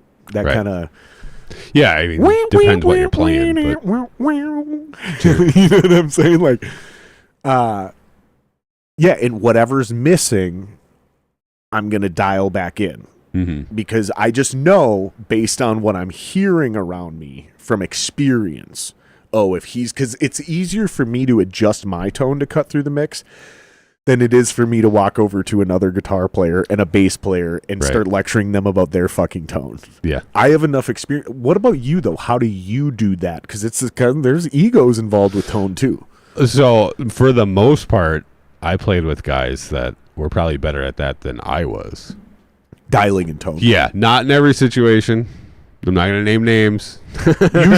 Usually each band has one guy that's obsessed with tone. Yeah. And usually he's right, and everybody needs to get the fuck out of the way. Right. Yeah, no, I was that. You weren't that guy. I was that guy in A Moment Without. Okay. But, like, Chris Lyons, he was always... I know Chris Lyons. Yeah. He's been on the podcast. He's a homie. Yeah, he was the bass player. The second bass player. And the Shout the out to second Chris and Lyons, final. Holmes. I love Lyons. That dude could just play, and it didn't matter what he had for gear. It always sounded great. He just knew how to do it. That's the point. Yep. That's the real And then point. there was Foreman on guitar, who... Is it Nick Foreman? Yeah. Oh, that guy's a real piece of work. No, but he's in the chat. Oh, is That's he why really? I asked that, because he said, haha, yup. What did he say? Yup, the Skin is in. Yep, the skin is in the house. They must be chatting amongst The themselves foreskin. in chat. That was his nickname, Foreskin. Yeah. So when I first met Nick and we were starting A Moment Without, he didn't know and didn't give a fuck about guitar tone. That dude just wanted to shred. Nice. Yeah. Nice. There's a place for those guys too, as long as they're humble enough to listen. Right. And he did. Right? Yep. He did. He That's would the best. he would take Those are the advice best on guys. Those gear are the best guys. purchases. He'd let me set up his guitars. He'd let me dial in his tone. This is A Moment Without. Yep. Okay. Yeah. Yep. He's. I love that he's listening. Don't read his chat. Yeah, don't I'll read try his not to. chat. Don't read his chat. In fact, Steve, get rid of that chat. It's distracting. No. Don't do that. Pop it out. That. Yeah. There you go. And then get it to your screen only, so we can't see it. Oh, you can't do that? Son of a bitch. All right. Well, I can. We got to get you another monitor. So, disclaimer: about halfway through A Moment Without, Foreman was contributing a lot to the songwriting. Put it up there. Put it up there, because then when we choose to read it, we can actually. It's big and fat. Yeah, great idea. Yeah, it's almost not fair to have this conversation because when I started A Moment Without, I had a lot of stuff already written. And then I was working with the drummer who I knew since high school. So we started writing songs together, and then we pieced the rest of the band together after like the music was written. I remember sitting in Amanda Nelson's apartment, seeing a video of you playing a solo to a song you had already written and recorded, and you were finishing up writing the solo, and it was like when nobody was doing this, but you sat in front of your cell phone, Like on my bed or something. yeah. And I was like, God damn, that good dude's good, because in Asteria you didn't really get to show that yet. No, It was very, very what I would say, and this may not be accurate, so don't get mad at me, guys. This is just my dumb Neanderthal way of explaining this. Asteria was very nu metal. It was very dumbed down, very juggy jug. Yep. Whereas like all of a sudden a moment without, it's like, fucking dude, you're doing arpeggios, you're doing a little tap here, you're doing a bend there. It's fucking very kill switch engaged, dude. And I was like, God damn, this dude's good. And I always knew you were good, but it was a different level of spice. You know what I mean? Like I had gotten the mild sauce before, and now I'm seeing the hot sauce. Right. And that's when I was like, oh, this motherfucker's actually good. Well, I mean, you play what fits the music. So when you start a band, you can like finally do what you actually not that I didn't want to do the things in Asteria, but at a certain point there was a lot of weird things like personal life. I knew those guys for so long, Jamal and John, and it just ended up like the only time I had fun for at least the last year in that band was on stage. Like practices sucked. I didn't like hanging out with the guys, and it was for like a variation of reasons. So like toward the end of me being in Asteria, my buddy Brett was going to Hennepin Tech for audio engineering. And he was working on a project and he needed a band. I think the band he had lined up for recording like bailed on him. So he got a hold of me, and I sort of had like a sort of idea for a song. I was still in Asteria at the time. So I sent that idea of the song to who became the drummer in A Moment Without, Trent, who I played with in high school. And we ended up going to Hennepin Tech and recording drums and guitar, and I did the bass for my buddy Brett's project. And that was probably the song you saw that video of at Amanda's place. Because I think at the time she was gonna maybe do vocals for that college project. No, you were it was way after that. So you had already basically like the band, you'd even found a singer by this point, like, because I remember chatting with you months before this, and I'm like, so what kind of singer are you looking for? Because I had already known by this. No one else knew this, but I had already figured out that I actually wasn't very good as a singer, and I was still in 7 months of nothing. Going way back. But like I had already realized like I wasn't a good singer. Like I was a great front man, and I'm not humble about that. Like I was an elite level front man. Like I will put myself in the same category as like literally David Lee Roth. You give me 10,000 people and I will fucking throw down with the best of them. That's how good I was as a front man. Way different than a lead singer, right? But I still joined 2 other bands as a singer after that. Right. And I just tried to steer away from my shitty singing voice and lean into my screaming voice, which was pretty fucking badass. Like it was very good. But I remember having a conversation with you knowing that I was never going to be the guy. But it was also the first moment where I had like stopped being a completely selfish person. And it was like, when did you go back to that? I was asking, fuck you. I was asking you because I was hoping that I would know the right guy. And I'd be like, you need to hook up with this guy. Yeah. So, because months before this, you had said, well, if I could basically get the guy from Protest the Hero, that was the first time that I knew somebody else knew who Protest the Hero was. And I was like, well, yeah, if we could all do that, bro, it'd be fucking dope. Do you know who the actual first singer for A Moment Without was? No. It was Aaron from Emergent. No shit. Yeah. Oh my God, he's so good, dude. Yeah. Yeah, incredible. I'll put him top 3. And maybe you could like convince me, because I just don't have a good enough memory, that maybe we bump him top 5, but I would still say he's like, for me, best singers around right now are still Wally, my singer Jeremy, and Aaron Dahl from Emergent. Those are my 3 top guys locally here, like just in this town. Yeah, There's probably 3 other guys I sure. Yeah, I've been should out. be I've talking been, about that I don't know out of about. it for so long. I don't even know who's even doing a thing. Joey Moya is. Why do I know that name?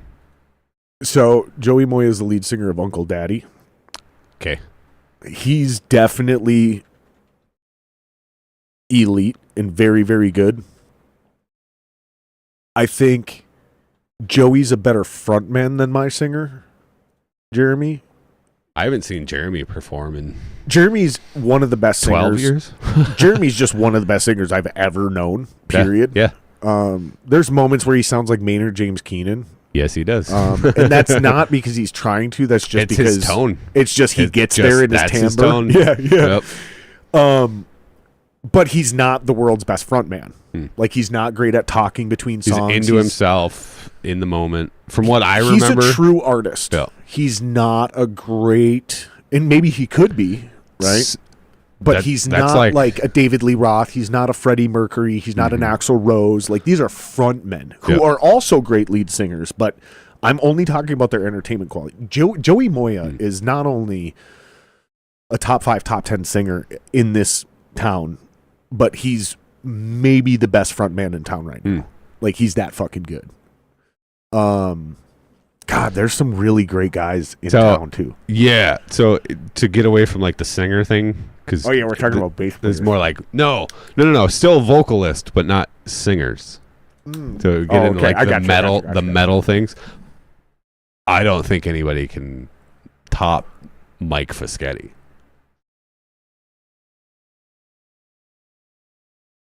I haven't seen him live. Oh, I've heard his recordings. And there is a presence about that guy. Yeah. Do you know who he reminds me of? Not in his sound, not in his like mannerisms on stage, but just in sheer like big dick energy. there's 2 guys that come to mind: Randy Blythe and the dude from Meshuggah. Okay, I was talking locally. I was talking locally. got And I'm it. going back. Okay. But yes, Okay. yes, Yeah. yes. Great. Randy Blythe is a little bit more like loosey-goosey, kind of like I was on Now. stage. Now, Like, I'm talking like this stoic fucking like, I will murder your entire fucking dude, Fischetti's village. the nicest guy on the I know. planet Earth, and So he's was the this guy. scariest fucking guy on stage. So was this guy. His vocals are terrifying. So is and was this Yeah. guy. Okay. John Wogan, Banehinge. Oh, Same thing. On stage, yeah. dude, that vein that would pop out of his forehead, it's, I will murder your entire village. Right. Like Right. that's Right. John Wogan from Banehinge. Mm-hmm. You talk to the guy in real life, he's the literal version of a teddy bear. Yeah. Like when we talk about people and you're like, oh, he's a teddy bear. Like that's literally what we're saying when we talk about Yeah. John Rogan. Like he's the Yeah, nicest fucking guy. You'd trust him with your newborn baby. Will you hold my kid while I go kill this panther? Right. Like John's that guy. He's not the guy who's like, I'll come kill it with you. He's like, I'll hold your baby and it's gonna be safe Yeah. as fuck, bro. Right. No, that was Fischetti. I filled in on guitar for one of his bands for a few months, and he's just like the sweetest dude. No shit. And then he's like pig Never- squealing 30 seconds. I have met him. Like- I have met him, but it was in passing, and he was already like in a conversation Sure. at a table. Yeah, super nice guy, man. Yeah. super. So nice when guy. I think of like local, and I thought that about Mike way before I was like friends with him, which Martyr AD still does shows. yeah, play this, Technically? Steve. Throw this up on the big screen. So this is Banehinge. This is an old ass video, but we got to go to the Bane, otherwise they can't hear it. Make sure that's unmuted. Yep, there you go. Throat juice. Oh, get rid of that chat on this screen. You're all good. We'll get this dialed in. Yeah, look how big he was, dude. Fucking Bane Hinge. Look at that motherfucker, dude. Chad Hinge. Deep voice, deep fucking voice. Absolute beast of a human being. See if you can skip forward through this, because we might get flagged for this. So see if you can get into his performance and see if he's like fucking really like. Oh, there's Jason. Yeah. Jason's been on the podcast. Yeah. Oh, I love that fucking guy. Yeah, this is actually like a super high quality video for when this was For the recorded. time. Yeah. But it's so funny that we're saying that. But yeah, this is like a super high quality video for when it was recorded. But Is that Rich on drums? I think it is So Rich this on is drums. after Al, right? Yeah. Yeah, So this is late main hinge. yeah, so this is basically after Al left, Yeah. but before they became Buried by Hope. So Right. this is a great quality of video. Here, drop this. We're gonna get flagged for this for sure. Nice. Dude, Steve's Chad. doing shit in real time, dude. He just had it up on the screen. I fucking love Speaking this guy about so the much. nicest guys on the planet, Chad from Main Hinge. Jesus Christ, what a teddy But bear. yeah, there you go. I see the Thank guy you, like Steve. once every 6 years, and I still get a giant hug from him. That wasn't the him best and video Cassie. to show though, because he wasn't like Nobody mean. videoed anything back then. He wasn't mean though. Like in that video, he was just doing his thing. Yeah. There was times, I'm telling you, and I think you'd have to go to like an old Bane Hinge video where you wouldn't be able to see this. But see if you can find a Fischetti video, Mike Fischetti. See if you can find a Cobra Czar. They actually got a show coming up. Let's give them a plug. Yeah, 'Cause that's the guy we're actually talking about. Right. But there's this like still stoic presence. Fischetti. Yeah. What's that? Actually, just you don't even have to do that. Just type Yeah. in Cobra Czar live. Cobra. Yep, and then it's Czar, which is CZAR live. Yep. Yeah, do that top one right there. Timothy Java, also been on the podcast. Shout Yeah. out to Timo. And Lions. You've had all these Oh my guys. god, dude! Because they're the shit, dude, and I Yeah. love great musicians. I So- gotta piss. Okay, by the way, this is one of my favorite drummers. Like, Yeah, not underrated. locally, for sure. Not underrated. No, he's national, dude. At this point, Yeah. he's not even a local guy anymore. I gotta piss, but yeah, see if you can find. Don't throw this on screen, Steve, because we'll get flagged for this. Wait until you see something that like works, and then once you see like a good vibe of him, and mute this until you see it too. I Otherwise, wonder if it is can be this up just there, like a drum cam? and we'll be fine. For some reason, YouTube can't like see a screen in a screen like in real life. But yeah, when we do that, we got about 6 to 10 seconds before YouTube flags us. But yeah, let this play. You guys talk for a second. There's Lions in the background right there. Yeah. You were talking about Chris Lyons earlier, dude. And see if you can get. This might just be his drum cam, Yeah. That's what it's looking like. but you can kind of see like Fischetti's like vibing and shit, dude. But he's not like. He's not obnoxious. He's not like me, you know, where I was literally sprinting across the stage at full speed. You remember that, Sanders? Oh, yeah. Dude, when I did those big shows for like fucking those like larger crowds, when we had the large stage at Star Central. and Yeah. I think I The tied Rock. your shoelaces together at Did Star Central you? when you were on stage.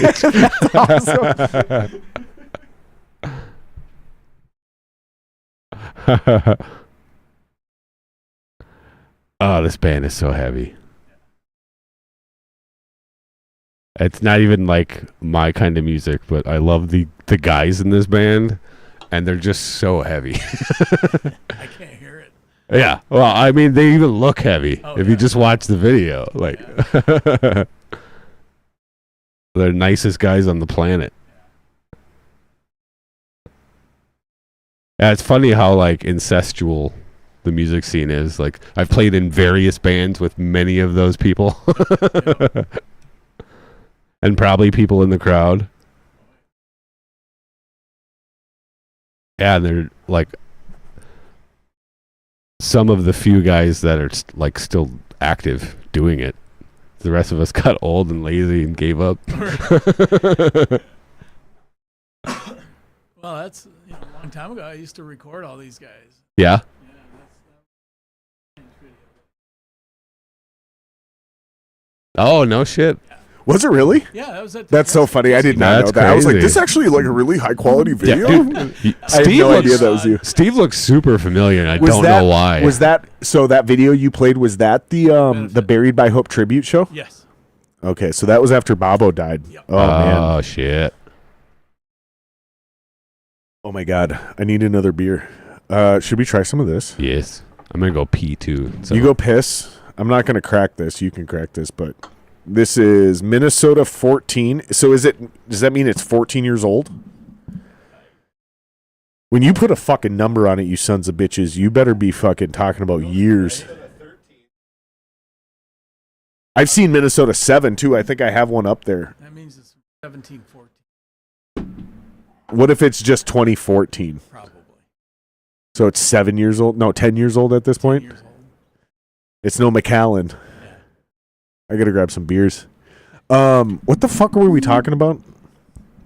We were talking about bass players Bass players. and then dope singers. Yeah. This is an ideal podcast. If you ask me about a podcast, this is an ideal podcast. We have a producer. Right. There's zero theme to this. I had no agenda other can't- than starting the conversation with And I off can't see or hear Joe Biden's the anything. worst president in American history. And I'm not saying that because I like him or don't like him. It has nothing to do with my opinions. I'm saying with the way we measure a president, I think you objectively have to say, like, economy, immigration, war, blah, blah, blah, blah, blah. Like this is the worst one we've ever had. I don't care if he can walk upstairs or not. 15 seconds and you go right back to this shit.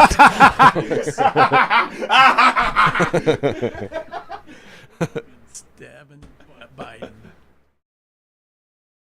No, the reason it came back up is because I said, I don't remember what we were talking about. I have no agenda except for starting off with Joe Biden's the worst president in American history. Yeah. Because that's just how this is how I think about it. I don't think about it emotionally. I think about, like, if you measure how things are going during that guy's presidency, here's how I give you a grade. Like I do football players, right? Like, sure. I don't emotionally get attached to Travis Kelce versus Mark Andrews when we're talking fantasy football.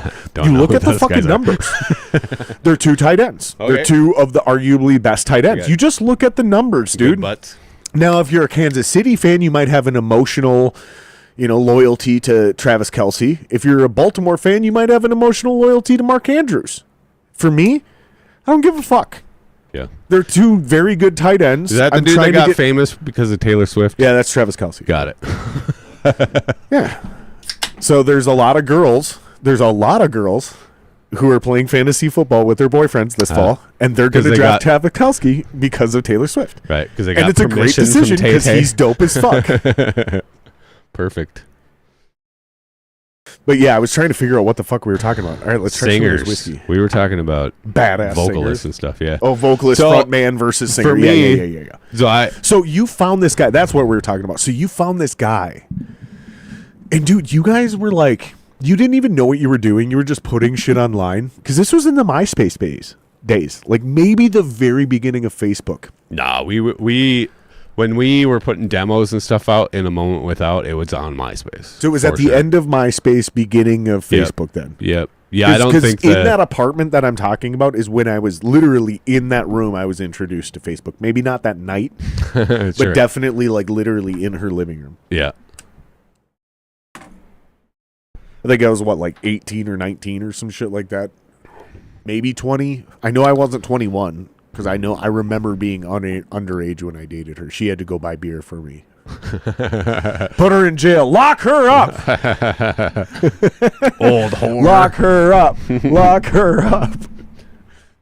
No, everybody needs an older friend or an older girlfriend or boyfriend to go get them some booze every now and then. Yeah, it's funny when you think about Older being like a brothers. teenager or 18, 19, 20, and like how the 22-year-olds were old as fuck. Yeah. But now if somebody's 3 years older than you, you're like, what's up, dude? Yeah.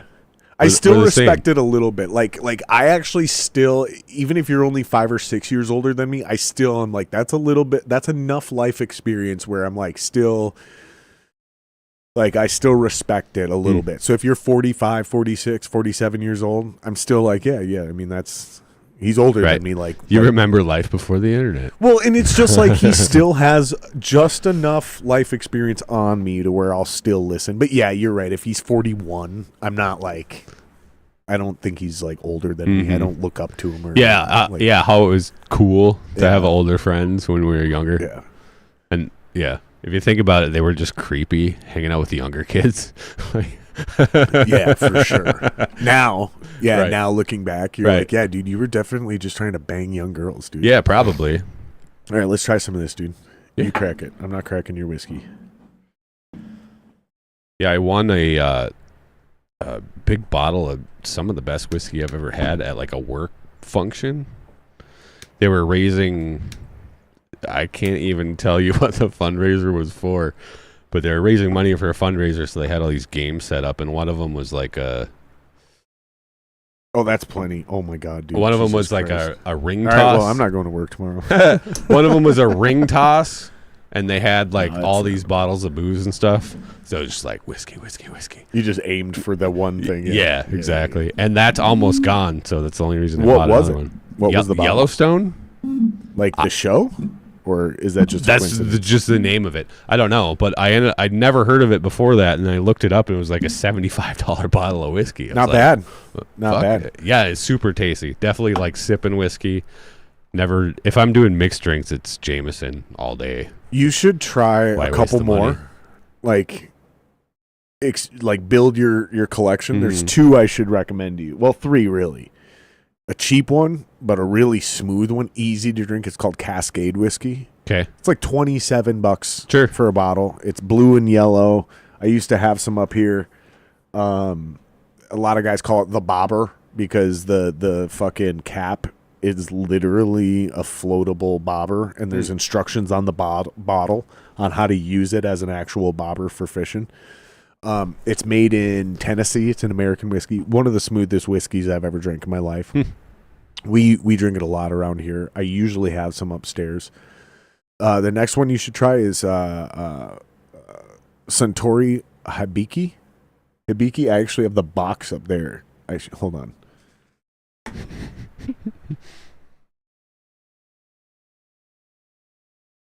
Yeah, I'm not like a giant whiskey guy, but I don't. No. But it's fun. It's fun. Right. So this is a blend. So this is a blend of Japanese whiskey and American whiskey. Super fucking good. This is like $60 to $80 a bottle. Hibiki. It's the thing with this one is it's not necessarily very expensive. It's extremely hard to find Got it. because the guys who know about it basically buy it out. And so most liquor stores that carry it are sold out. You're just going to have a hard time finding it. Not necessarily super expensive. Yeah, I don't care about the whole expensive thing. I have like my entire collection of whiskey is probably like $30 and $40 bottles. Okay. They're just so- good for different stuff. Yeah. and I don't really this one drink. too. This is a special occasion. You'll keep this one around. I Like this don't will last for really years. drink beer all that much. Listen, this bitch. is about my Listen, I'm trying to tell you about some whiskeys. Yeah, no, So I'm in. Here's the next one. I Here's like the it. next one. Here's the next one, you fuck. You son of a bitch. Here's the next one. Take your ass to Costco. I love You Costco. do not need a membership to go to the I have a Costco liquor membership. store. But for the listeners that don't have a membership, Right. you don't It's a need a different door. membership. In Minnesota, you're not allowed to put liquor behind a paywall. So in Minnesota, I don't know about other states, but in Minnesota, you do not need a Costco membership to go to the liquor store. You take your ass back there, you get your ass a little bottle of Macallan 12. Ah, At a regular had liquor Macallan. store, I don't this know about motherfucker 12, but this motherfucker is like $92 at a regular liquor store, $98 at some places. like $12 It's like a shot. if you can $64. find it. It's like $64 at Costco.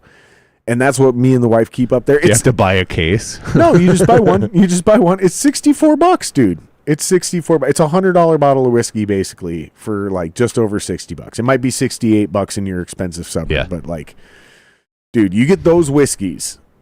The cheap one is the Cascade, Mm-hmm. and I'm telling you, dude, it's so smooth. It's the best fucking mixing and sipping whiskey, Mm-hmm. especially for newbies who don't like nice dark shit like this. Right. Because that Cascade's like super yellow, very clear. You get the Cascade, you get that fucking the Suntory Hibiki, and then you get that fucking Macallan, and then whatever your, like you said, Jameson, you know Yeah. what I mean? That's your throw up bottle. And then every once in a while you get a little fancy one you win at a carnival. Right. Now you got a fucking nice whiskey bar, dude. Yep. Now you can fucking like be like, all right, bro, I let's fucking usually make a drink. like I end up going with like local stuff too. I've never had this. Not this one. I think I've had Minnesota 7. I've had Minnesota 13. I think that bottle's actually still at home. So we think, Steve and I were speculating while you were pissing, that this is 2014. Could be. It probably says. But that doesn't make elsewhere any on the sense because bottle. Minnesota 7, when I had that Minnesota 7 shit, dude, it was like drinking fucking turpentine, bro. And there's no way that was from 2007 unless they just like bottled the shittiest whiskey they have.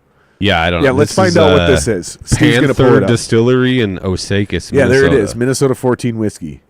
So what is it? Minnesota 14 whiskey. You got to be 21 to even look at our whiskey. You betcha we're 21. It's Panther Distillery. It says this is Minnesota's original distillery. Ooh. All right. So what does that fucking mean, though, dude? Yeah, fucking prove it. Just go to the like stupid Our Story thing. I always hate these things. No, go to About. It's in the About. Oh, there you go. Okay. Throw this on the big screen up here so I can read it with my old man eyes. I refuse to be Joe Rogan. I'm not fucking putting on reading glasses, dude. I'll never fucking do that. Right click down on that opera in the bar and you'll get the second option, and there you go. Click that. That should now bring it over. Do you need your Mac back? There you go. There you go, buddy. Oh shit, that's super easy to read. Fucking Windows. Okay, Minnesota 14 begins. Okay, Minnesota 14 begins with the finest ingredients in this that the state has to offer, handcrafted in small batches in cold weather, aged to create an all-corn whiskey as unique as the ingredients we use. Mixed or neat, you son of a bitch. Okay, mixed or neat, it'll be best enjoyed the same way it's made, slowly and in good company. Kick back, relax, and experience the Minnesota difference. All right. It's very, very punchy on the smell. Yeah. It's not like it's got that. It's not a super. It's not like a Macallan 12 where it's like smooth. Like No, I can it's already got tell you, that, this is gonna that be sweet corn whiskey. This is going to be smell. a punch in the mouth. I can already tell you. It's not like Irish whiskey. Like, I don't like Irish whiskey. No. I'm pretty sure Irish whiskey is corn whiskey. Fine. I mean, what is corn? Okay, let's find this out. God damn it! I love having a producer. Let's figure this out. What is Irish whiskey? Because I actually know a lot about alcohol from brewing beer. Pull that shit up, old Jamie. Murph, pull it up. What? Yeah, just what is Irish whiskey? Yep.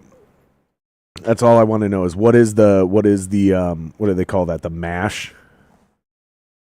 What is the mash? I think that's what it is technically, or the malt. It's such a weird world, the whiskey and bourbon world.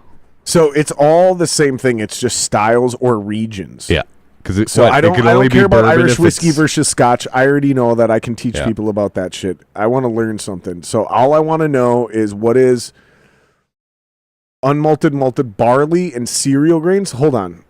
Go up. Scroll back up, bud.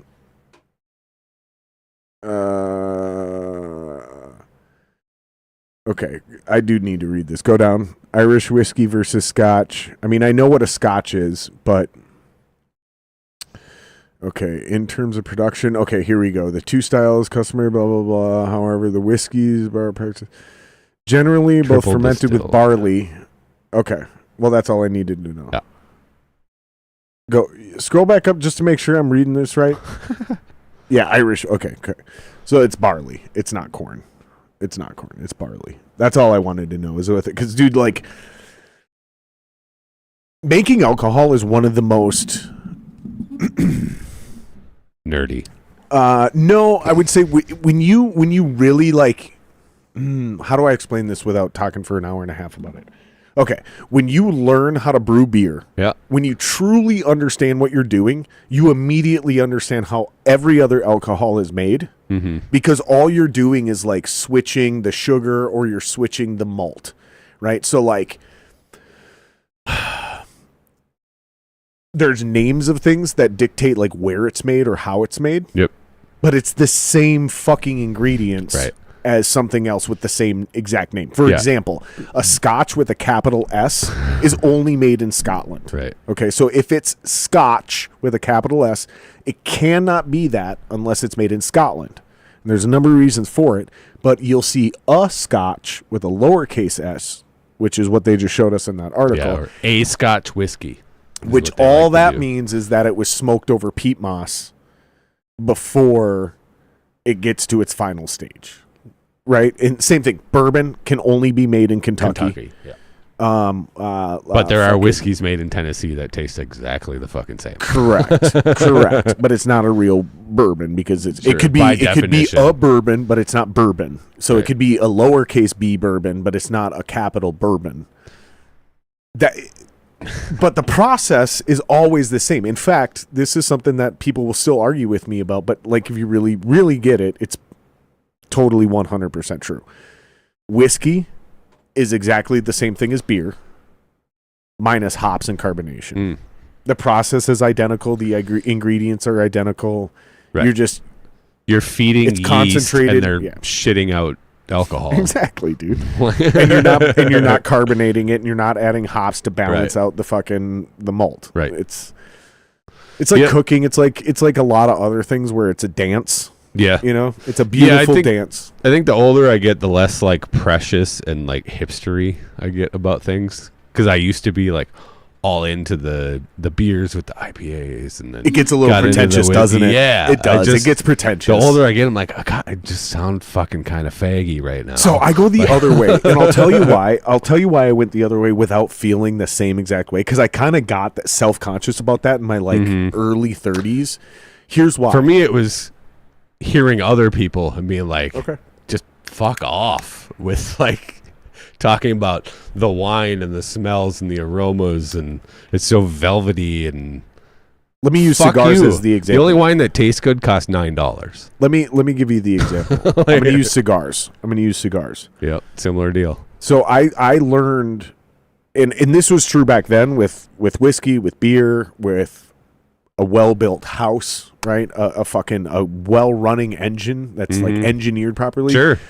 The craftsmanship and the amount of people that touched that product Yep. to make it as dope as it is. And this is what it boiled down to, is when something's fucking dope. The Yeah. amount of work, focus, and collaboration is the big one For sure. that goes into that final product. Like the cigar, like people don't realize there's a handful of people that their entire career is to maintain just the soil, Right. to make sure when this tobacco seed goes into it, this soil is ripe for cultivating tobacco. And then there's a group of people that their only job is to cultivate this plant and make it dope as fuck. Whatever we need to do, sunlight, water, fucking shade, keeping beetles off of it, ... That's what we're doing, right? Next stage. There's a guy who goes, okay, I want this much of that plant, I want this much of that plant, and I want that much of that plant. Wrapper, binder, filler.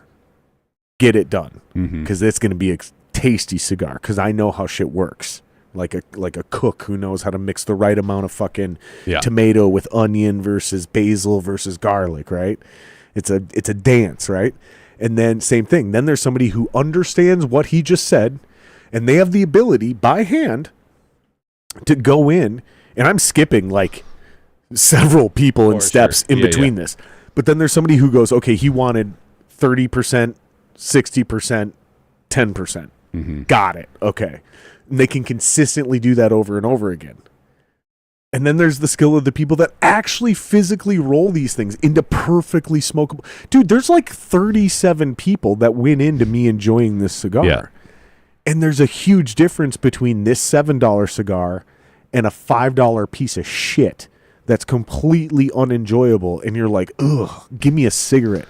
Sure. You know what I mean? Like, that kind of shit is where I went the other way, where I really started to appreciate people who are fucking good at their job. So And I don't care how minuscule it looks or sounds or seems. It's like the Japanese culture where certain people dedicated their entire life to learning how to pour the perfect cup of tea. I admire that, sushi. dude. I admire that, man. Right. And that is that annoying hipster. Is like, not only does he appreciate it, but he preaches it to everybody. So I totally understand and I totally sympathize with what you're saying. I just went the other way with it, where I was like, yeah, they're just doing it so they seem cool and they sound smart.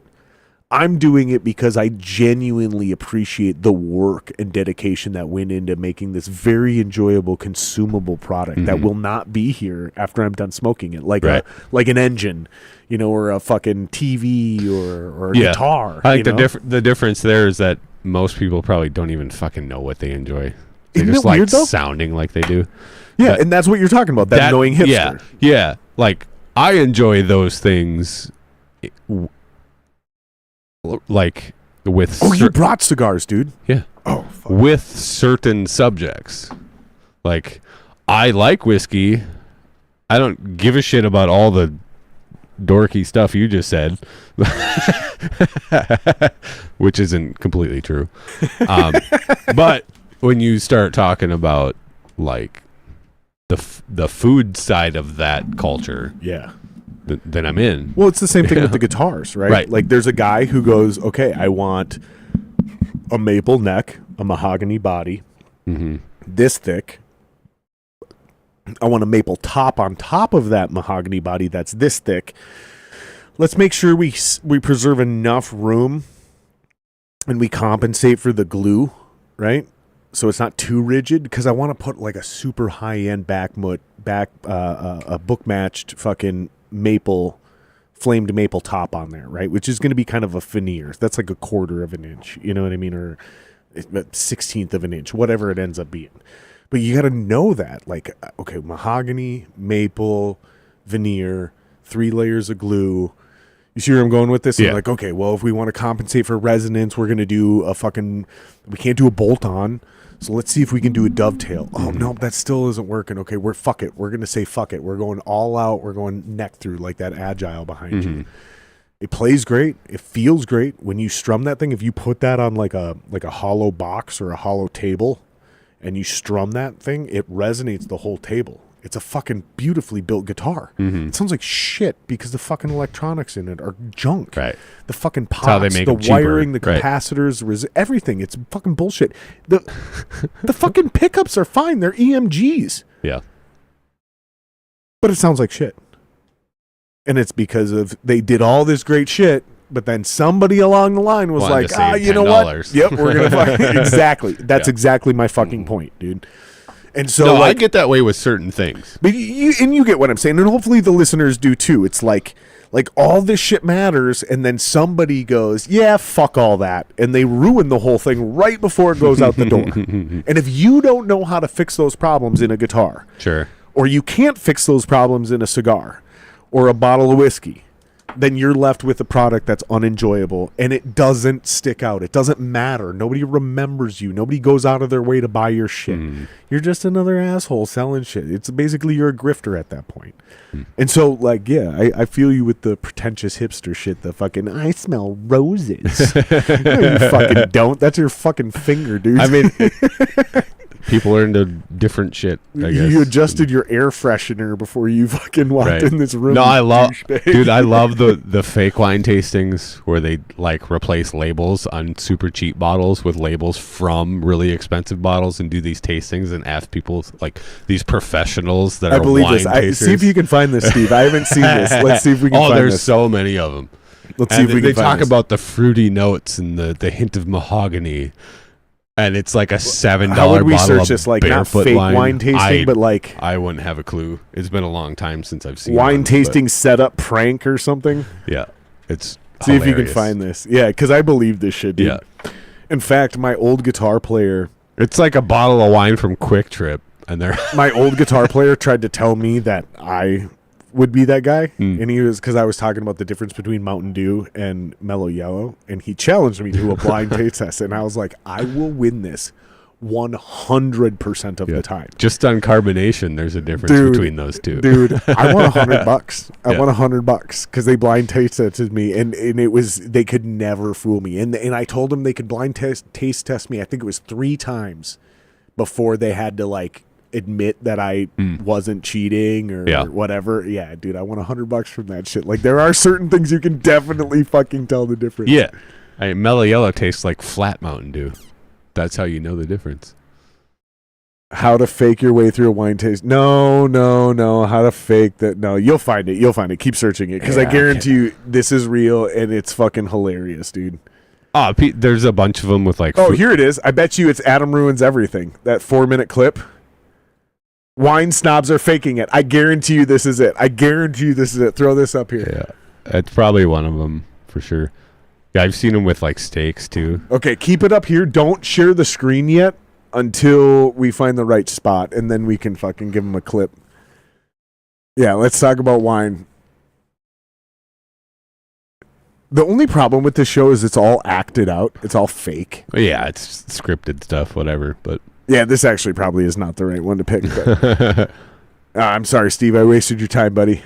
You're working so hard over there. No, he is, though. He's doing a great job, man. This is a way better podcast with a producer. Yeah, I'll say. Fuck you, you son of a bitch. Thank you for bringing some whiskey, my homie. You bet, sir. Dude, I love you, buddy. I miss you so much, man. Love you we too. don't ever get to hang out anymore. All this does is remind me of my toddler. We taught her how to cheers lately. Oh, really? So she's got her like water cup with a straw. She's just chee all day long. Cheers water, dude. You got to make her do apple juice. Teach her now. She doesn't get juice. No juice? Nah, fuck sugar. Even juice. Even like pulped juice? She just doesn't get juice. Okay, maybe so she does at daycare. I'm not like a Nazi. I'm not going to argue about with you. I'm not going to argue with you at all. I'm not even going to say like this is the. No, I am going to just do this. I have actually readopted fruit into my diet, sure, in mass amounts, because I started thinking about it, and I started doing some math, like chemistry, biology math, and I started like looking into some deep research, and I was like, bro. Like, no one's ever gotten fat off of eating fruit. Ever. Like, it's never happened. In fact, not only has nobody ever fucking gotten fat off of eating fruit, but if you switch to an all-fruit diet, you get diarrhea.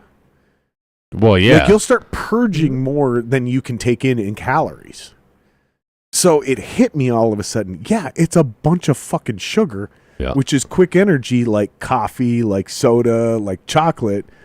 But it's mostly water and a lot of fiber and the remaining amount of natural sugars that our bodies 100% know how to deal with. Like, yeah, we can handle this. Yeah. Dude, I have like mass dosed myself with fruit over the last like 3 weeks. And I'm telling you, like, not a single thing has changed. I'm not gaining or losing any weight. Like, nothing has changed. The only thing that happens is I'm fucking way more happy throughout the day. Way more happy because like when I get hungry at work, I just eat some fruit, and my energy level is significantly more stable. So even when I get the glucose crash off the fruit, it doesn't tank me like it would if I were to eat like a bunch of bread, pizza, or pasta, or fucking or a candy bar. Processed shit. Oh my fucking god, real bro. fruit's obviously better than anything else. But like real fruit. Dude, just I'm not even doing, dude. I'm doing grapes, strawberries, fucking banana, whatever we can get for a reasonable price at the grocery store, dude. Oh my fucking god, dude! It took about 3 weeks to switch those cravings from chocolate to fruit, and my fucking god, once I did that shit, what are you pulling up? Yeah, the health benefits of fruit. Fruit are sources of many essential nutrients that are underconsumed, including potassium, dietary fiber, vitamin C, and folate, which is folic acid. Yeah, and dude, that's the other thing, dude, is fucking all of my stomach problems are still there, but they've all been minimized and regulated. So, like, I'm actually starting to develop a regular poop schedule again, which I haven't had in, like, 15 fucking years, bro. Like, seriously, I'm not even joking, dude. Since, like, my early 20s. Maybe even longer, dude. Like, my late teens. It's incredible, dude. Like, fruit is not the devil. Sugar might be the devil, but it's not in fruit. It's fucking processed sugars, bro. Right, which leads straight back to the fruit juice. Okay, because you're not getting the fiber. All you're getting is just mainline fucking sugar. That's why I asked if it's even pulped juice, like orange juice and shit, like, or if you're making your own juice. What's the benefit to giving that to my 20-pound toddler. No, I think You you're right. know what I mean? I think Like- you're right. No, I think you're right, dude. Do we have to have anything besides water? Probably not. Why not give her real food if we're trying to, calories? Like, get some fucking nutrients in there. All right, so let's pay some respect. You brought in these cigars. Thank you, by the way. You brought in a Rocky Patel vintage 2006 San Andreas. So what this probably means is, I'm just going to guess, knowing what I know. San Andreas is the region where the tobacco was grown. Okay. Vintage 2006 usually means that this is the combination that they made that was a hit in 2006. It doesn't mean that this cigar is from 2006. Right, because you can still buy vintage 1992s right now. Right. That cigar wasn't made, none of that was done in 1992. But they made this cigar. They created this cigar in 1992. Yeah. And they're still making it today. The birth of the product. Yeah, the blend, the invention of it. Right. But the cigar we're smoking is probably not from 2006. It's probably, a lot of these cigar companies. Oh, no, there's a punch on the bottom of this, dude. Don't do that. Ta-da. Dude, you're going to destroy it, dude. No, use this. I'm not one of them guys. Homie, Don't worry about it. Dude, this is a nice cigar, dude. Would you say these were $11? It was orange and $11. It seemed like a good deal. Dude, this is a good cigar, dude. Treat it with respect, you fuck. I'm going to light it on fire. That is true. That is what we do, though, isn't it, though? Isn't that the irony? Like, the best things that we really love in this world. We ruin the things we love. Like, think about this. Like, a great whiskey, a great beer, a great steak, right? A great cigar. They're gone. Yeah. Like, I think that's the what best makes of them them all great. are consumed. I think that's what makes them great. They're consumables. finite, right? I don't collect things that you don't use. At least I can't really think of anything. Anything I own is like useful and gets Speaking of collecting, shit kicked out of it. Speaking of collecting, I still have the Oh yeah. the antler you brought me from the very first time you were here, dude. Mm-hmm. Yeah, that was a couple of years ago at this point. 3, 2, 3. It was a long time ago, dude. Yeah, Because you came on stuff probably. that had to be 4 years ago, then. Yeah. Because you didn't come on at the end when you brought me that. You've been on twice before? Yeah. Yeah. Steve, see if you can find James' first. When did he first come on? Just search Jared Singer. All you got to do is this. Yeah, you don't even have to YouTube it. You could probably regular Google it, but that's fine too. It doesn't matter how you do it, buddy. Do it. Yeah, it doesn't matter. Jared Singer and then just James Sanders. Yeah. Yep, there you go. And that'll pop up right away. There it is, 127. What's the date on that? I don't even think that's the first one. That's definitely the first No, one. 3 years ago, the one below it. Oh, shit, number 60. Yeah. 69. It says 3 years ago, but what is the date? So that's 2021? Funny. It doesn't give us an exact date? No, Weird. Oh, fucking YouTube, man. there is one way, but It'd be in like your analytics, I bet. Yeah, into the studio. We'll get there later. Mm-hmm. Dude, shout out to you, Steve. Dude, you're killing it tonight, dude. Yeah, I brought you a bunch of goodies the first time I was here. Yeah, you brought me some salami. A bunch of beer and... Did you bring me beer? Yeah, I brought some... It was a super squishy from... I brought you sours. Because I'm not a big fan of sours.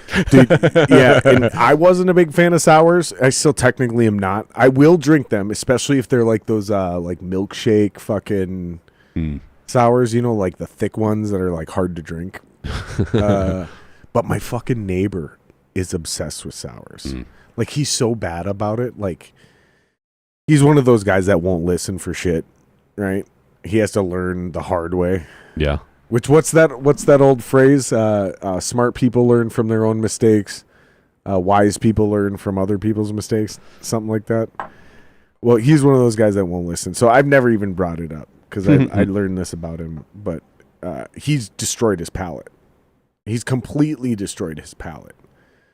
So like, So it's got to be like the most aggressive tasting shit ever for dude. him to like it. yeah, yeah, dude. And like, I know this, and I can say this with such confidence and volition because I did it. I fucking did it, dude. March 16th, 2021, bro. Little over 3 years ago. Yeah. Cool. Nice. Yeah, I think I was that way with IPAs for a long time. I was that's like, what happened to me too. Yeah. It was quads. I started double IPAs weren't enough. I started going into quad IPAs. like, oh, I wanted to taste more like soap. yeah, Like, yeah, quadruple imperial ales, dude. I Yeah. destroyed my Right. palate, dude. Destroyed it For for sure. years. This is a great cigar. this one's actually staying lit. Not that I know how to smoke a cigar, but This is a great cigar. This is a very, very good cigar. Rocky Patel gets a lot of shit. This company gets a lot of shit because they've gone so big that some of their Solo, cigars, right? Well- Is it that thing? yeah, and The so aficionado. How do you say that word? aficionado. There you go. Yeah, so here's what happens when certain cigars companies gets too big. Why did I just say all those extra S's, dude? It's the whiskey. I blame the whiskey. So when certain cigar companies get too big, here's what happens. They can't meet their own production. Yeah. So they start Outsourcing. subcontracting basically and pulling in like this other company is making this cigar and we're just going to buy it and put our name on Yep. it. There's no The there's no wonderful world collaboration, of there's- mass production, like in manufacturing in Yeah. general. yeah. Just it's what happens. But this is a good one. So what is this one called? This is called the Rocky Patel Vintage 2006 San Andreas. This is a great cigar. Thanks, buddy. Cool. You bet. Appreciate you bringing some cigars. It was a pretty orange band, and it wasn't $35. So Orange is my wife's favorite color. I'm an orange and purple guy, for sure. Why orange and purple? I couldn't even tell you. No shit. Just I don't know. I just like orange and purple. Maybe a little teal every now and then. so I liked when I was a kid green because of the Green Ranger from Power Rangers. And then there was a while it was blue, and it was because I thought blue lights looked really nice at night. Like I really like blue lights at night, like when they light up the bridge blue. Yeah. Beautiful. Right. It's just fucking beautiful at night. Obviously black was a favorite color for a long time because From like 12 to 17, that's all I wore was black. Yeah. Black shirt, black jeans with zippers and shit on them. Black fingernails. Dyed my hair black. And then obviously the combination of purple and gold because of the Vikings. But dude, there was a time in GTA where, bro, I was designing everything midnight purple and bronze gold. Those were the colors in that game, dude, and all my vehicles looked sick as fuck. Every outfit I had was fucking dope, bro. Bro, seriously, it was like, I can't wait. Steve, you want to do some gaming in the future? Yeah. Okay, so we're getting the old posse back together from Red Dead Redemption 2 online, and we're getting a bunch of old cats from the old Grand Theft Auto crew together, and we're going to roll hard and do online content for GTA 6 when it comes out. So like a bunch of cats, like we're getting ready. Like a lot of us are streaming now or doing podcasts or whatever. So like, yeah, we're going to roll hard in the paint, bro. Yeah, if you want to get on, dude, we're doing some fucking Grand Theft Auto 6, bro. And we already got a posse, dude. Like, this shit's been built for years through other Rockstar games. Like, this is real. We have, like, a separate Microsoft Xbox group called the Rockstar Tyrants. And, like, so in Red Dead Redemption, we had a posse that I started called the Deadwood Tyrants from Deadwood in that game, right? And then everybody picked a city. So the Blackwater Tyrants, the Deadwood Tyrants, the fucking Grizzly Tyrants, the this Tyrants. And then we formed all those people into a greater posse, clan, whatever you want to call it, called the Rockstar Tyrants. And the whole point is that when this transfers to GTA 6, which we knew was coming, all of us are just going to show up and fucking immediately just take over every fucking lobby we're in. Because, dude, we would roll so deep that, like, guys would try, big important clans would try to show up, but we had so many sub groups, so many posses that we would literally just like steamroll entire lobbies and just chase people out. And like you'd be like, bro, I gotta get off. I can't do this anymore. I gotta go to work tomorrow. And then somebody else would log in at around midnight, and they'd be like, all right, boys, suit up. And there'd be a new version of the tyrants rolling through, just grieving people all fucking night long, just ruining lives, dude. It was amazing, dude. Yeah, and then they fucked it up because they didn't expand it online enough. So The last video game console I ever bought was the original Xbox. well, you're not missing out. You have a very full life, dude. You're doing archery. You fucking have a Everybody's got kid, their dude. own hobbies, right? Just is You're a what it is. badass guitar player, Thank you. which I know you've been saying that you haven't been taken very seriously lately, but I just got to say, man, you played a couple riffs and we had a couple jams going, dude. Not good when I got here. We had a couple bangers going right out of the gate, dude. Yeah. And I was kind of fucking with you a little bit. Not like fucking with you like, that sounded bad. Why did I say it that way? Because I was kind of fucking with you, but not like I'm like fucking with you, man. It was like, I was like fucking with you. Like I fuck with you. Like, Right. like I fuck with you, dude. Like, yeah, like I'll fuck with you too, bro. Like that kind of shit, you know, like you guys are people I would fuck with. Like, does that make sense? Yep. Yeah. Sure. There's certain people on the internet that are like, Jared, shut the fuck up. We know exactly what you're Yeah, saying. you're But- over explaining. But as I say it out loud, I'm like, this sounds like I'm trying to say I'm like messing with you. Like I'm like, Yeah, stop host-splaining. oh my God, did you just do that? Anyways, Quit, man. no, but I was like, oh, well, we could do it. We could do it in this beat, right? Like I Mhm. could throw the snare on the fucking all four beats. We could halftime it. Right. We could do it this way. We could go it that way. We could jump between the two. Like you can only do that, what we did, if the riff is a banger to begin with, dude. sure. Like, there's no way we did any of that for, 45 minutes? Yeah, Not whatever. even half Sure. hour. There's no way we do any of that if the riffs are bullshit, dude. If Yeah, the riffs are gay, you know, Well, if there's and when no I mean hook- gay, I'm not doing your fucking dumb shit. I'm saying GHEY, gay. You know what I mean? If the riffs are gay, we ain't doing that. Right. It ain't working. Right. But the riffs were bangers, dude. Yeah. I got riffs. Your riffs are tops, not bottoms. My riffs fuck.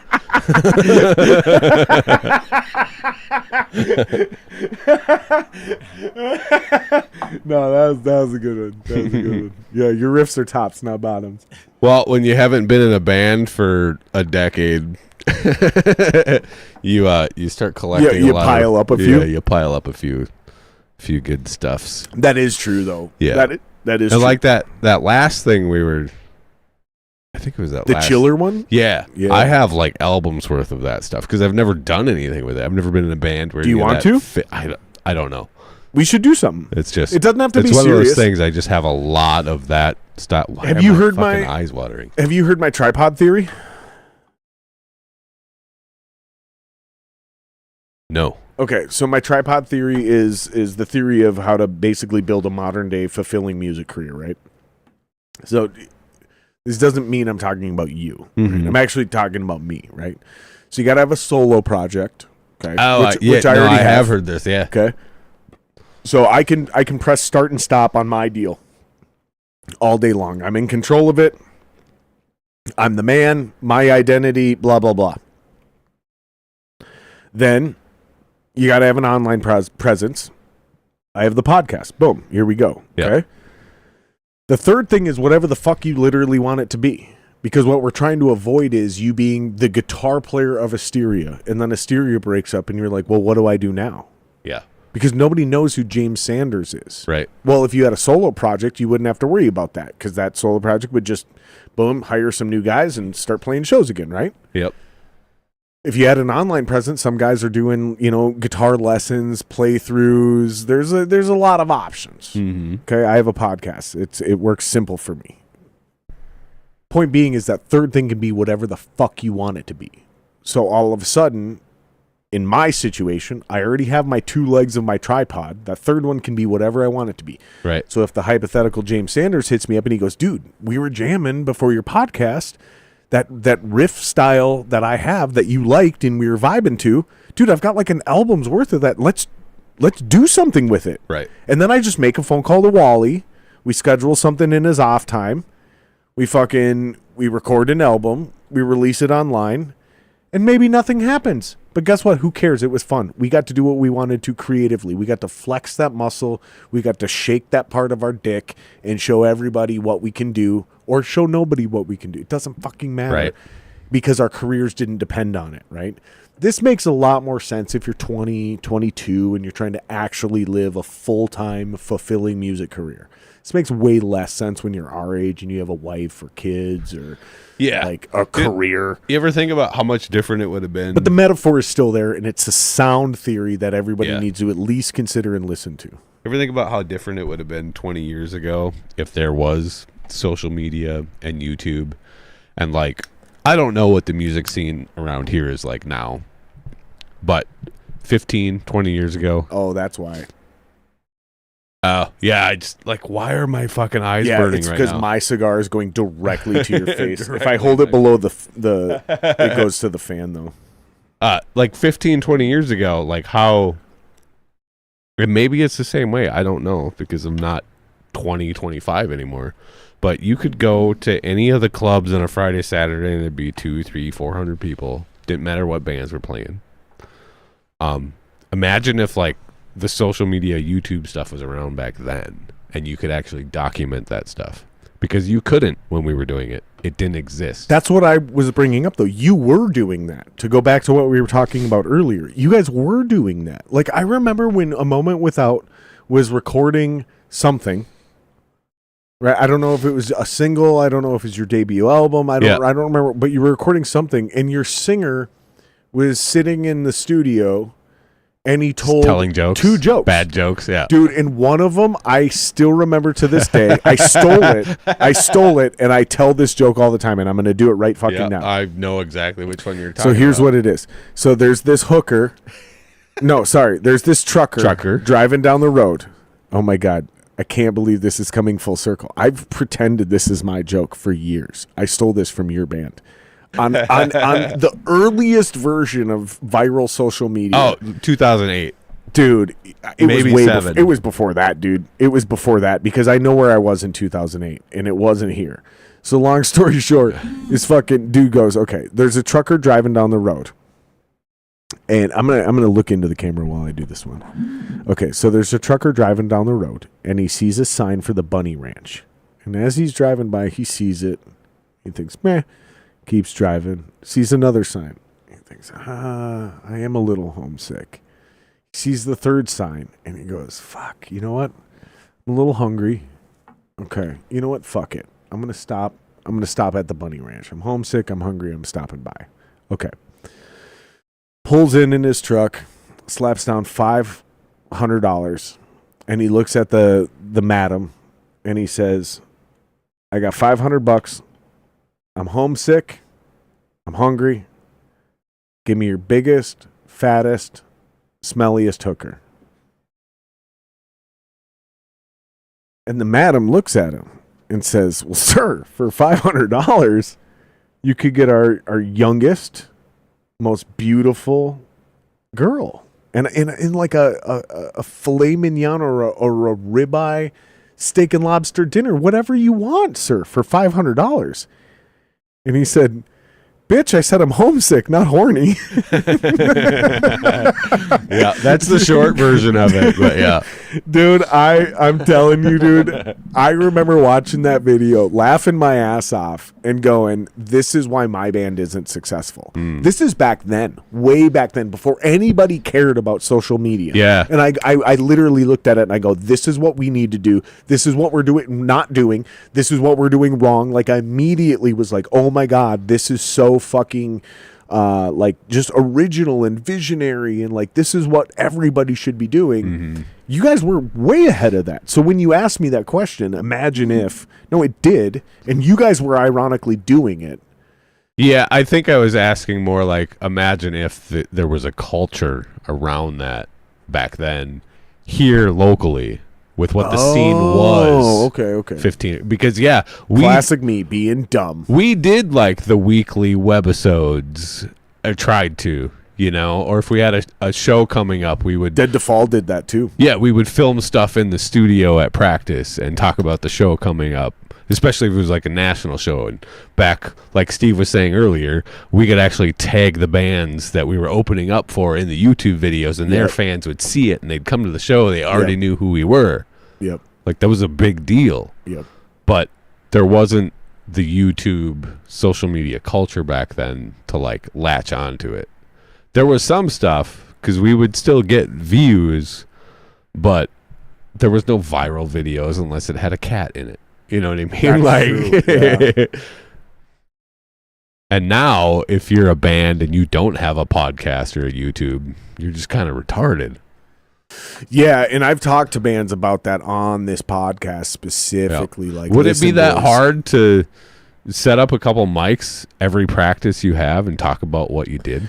That's like how way too things much. went? That's way too much. If Too a much? band is Okay, going to not every practice, once a week. Here's my formula, right? You remember how Joe Spanbauer used to tell us when you Sweatpants perform, boner? Yeah. So when you perform, his formula was no more than once every 6 weeks in your town. Right? Sure. Okay. So then eventually the internet came out and some other things happened. So now that formula is 90 days. Do not play live in the city of Minneapolis for 18 or 21 plus So you're crowd going to burn people out. more than once every 90 days. I can see them in 4 months. I don't got to see them now. Exactly. Right. Okay. There's an idea for this on the digital scape, right? And so what I say is if you're a band and your band is going to do a podcast, which is sort of like what I recommend is like a post-rehearsal Friday night kind of vibe, once a month. Nobody needs it more than once a month. I guess it depends who you are. No, because here's why. Whether it's once a month or once a week or every rehearsal, it doesn't matter. That podcast needs to be behind a paywall. That's your Patreon. That's your extra content. That's your fan club shit. Okay? What you don't want to do is try to create your band's podcast on the internet. No, that's bad. That's bad. Because what you're doing is you're immediately counterbalancing the value of you appearing on anybody else's podcasts. So what you should do is if you're a band, like a 5-piece band, right? Once a month, maybe once a week, whatever, doesn't matter. Yeah. But it's behind your Patreon paywall. So that's why somebody's going to pay $5 a month, is to be able to come hang out with you after your rehearsal online, ask you questions, see maybe a rehearsal. Maybe that's what you do is you film your whole rehearsal once a month on a Friday night. And then you guys, when you're done, you crack a few beers, you go into chat, and you fucking hang out with your fans. Mm-hmm. You put that behind your paywall because now there's value there. There's a reason for somebody to come and subscribe to your band.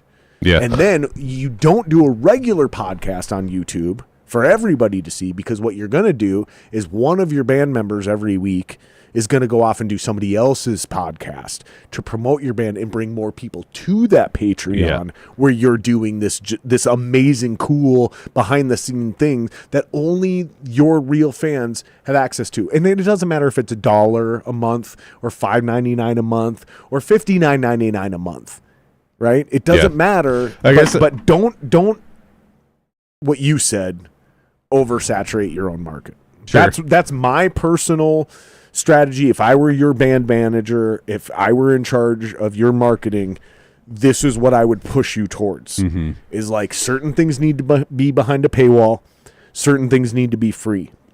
And we're going to create levels of engagement which intrinsically bring more value to people who are willing to get closer and closer to your inner circle. Yeah. That's the end of my rant. Yeah, no, I have not flushed out that idea at all. Bro, that's all I do. That's all I do is think about this shit. Keep going. I gotta piss. Yeah. Like me personally, I don't like the idea of paywalls at all for art. But I guess like a podcast of hanging out with your band isn't necessarily art. I don't know. Right. It seems silly. It depends why you're in a band though too. But if you're trying to do it as a career and you don't have like a social media and a YouTube presence, what do you expect? Are you going to go hand out flyers? That doesn't work anymore. Like that hasn't worked in 15 years. Yeah. I mean, there were bands here that used to get littering tickets for handing out flyers. Like, I got kicked out of clubs, the outside of clubs, for handing out flyers for a show at a different club. You gotta have social presence. You gotta be. Yeah, as much as TikTok and Twitter and X, I guess, whatever it's called, as much as that shit sucks, you have to do it if you want to play the game. I don't. There's bands that do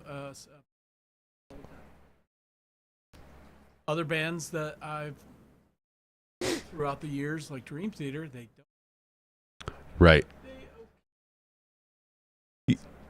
Yeah, where I see Dream Theater the most is like the instrument-specific YouTube channels.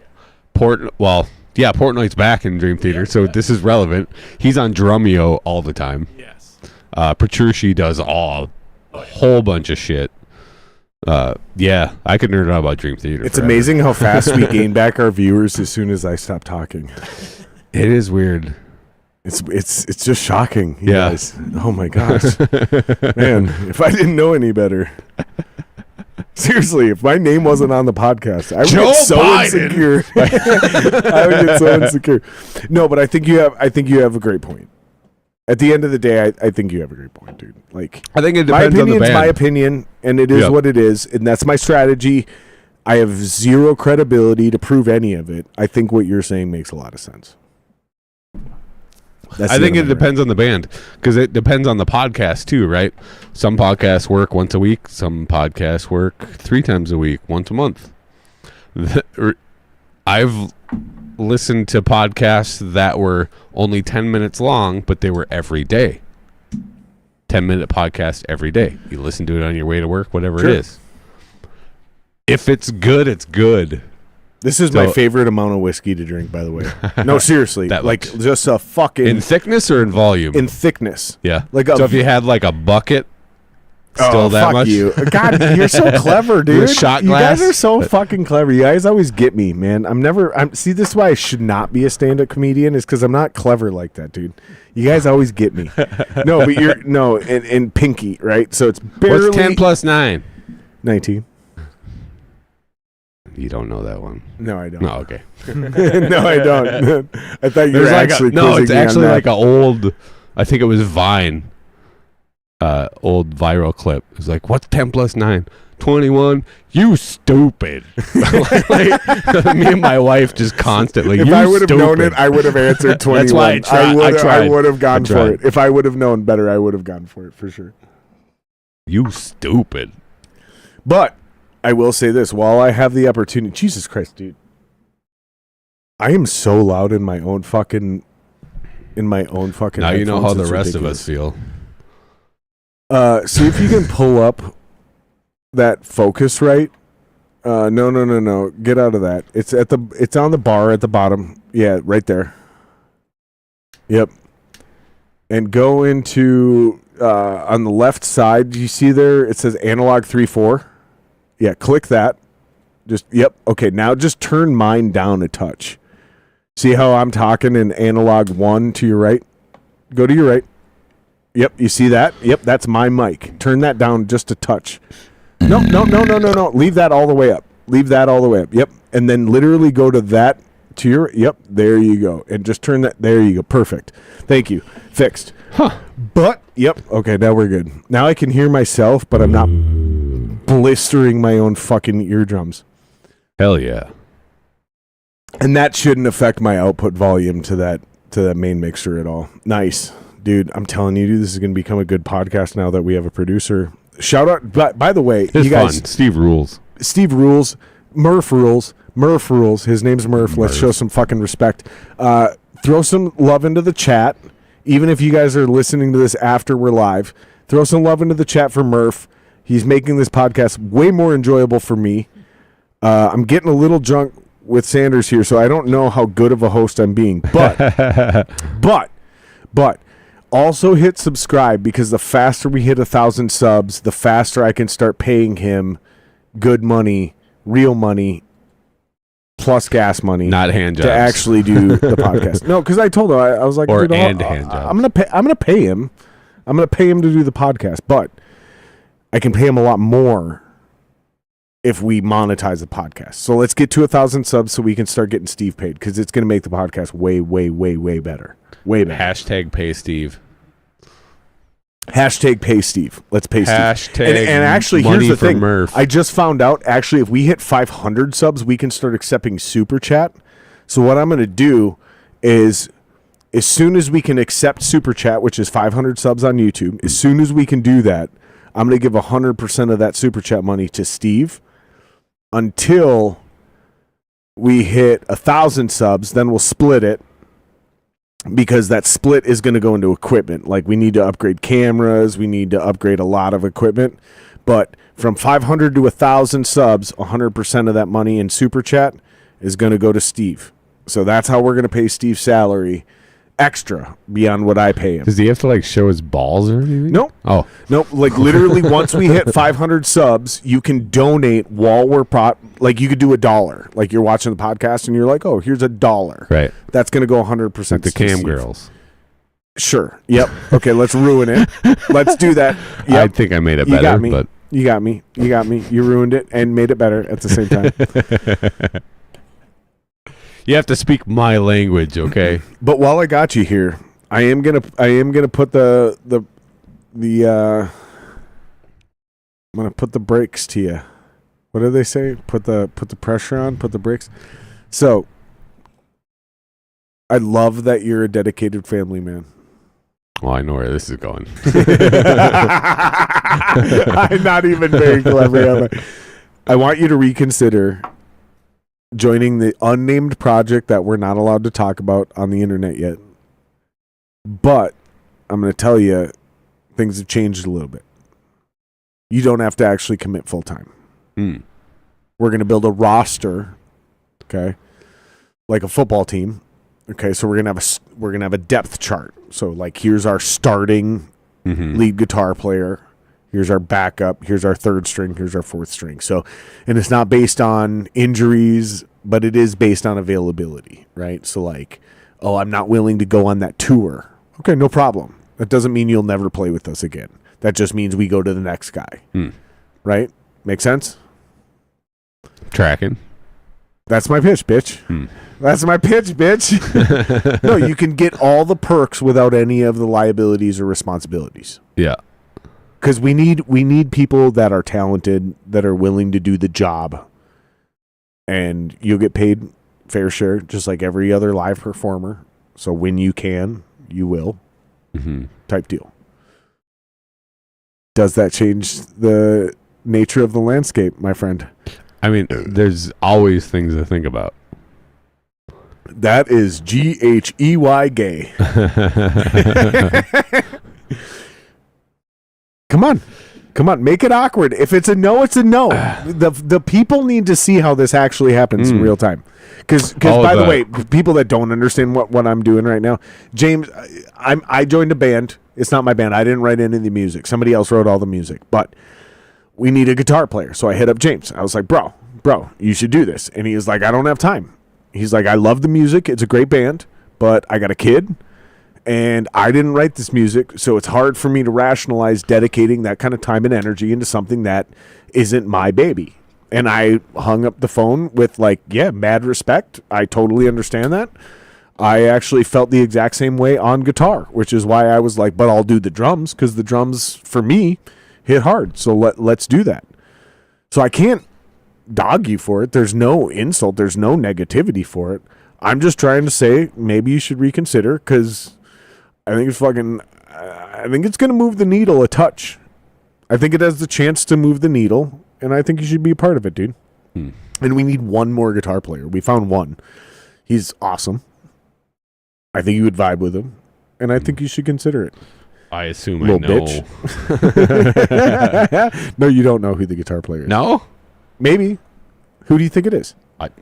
I don't know. I generally know.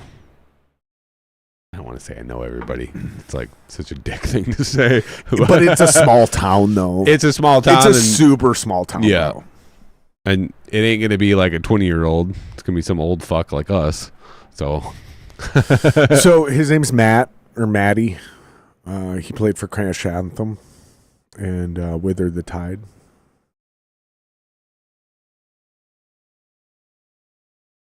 I know both those band names. Clearly. But you don't know him. So, no. Anyways, long story short, just consider it, dude. You don't have to give me an answer now. Unless the answer is an absolute fuck you no. Then you should definitely say that right now because it would make great content.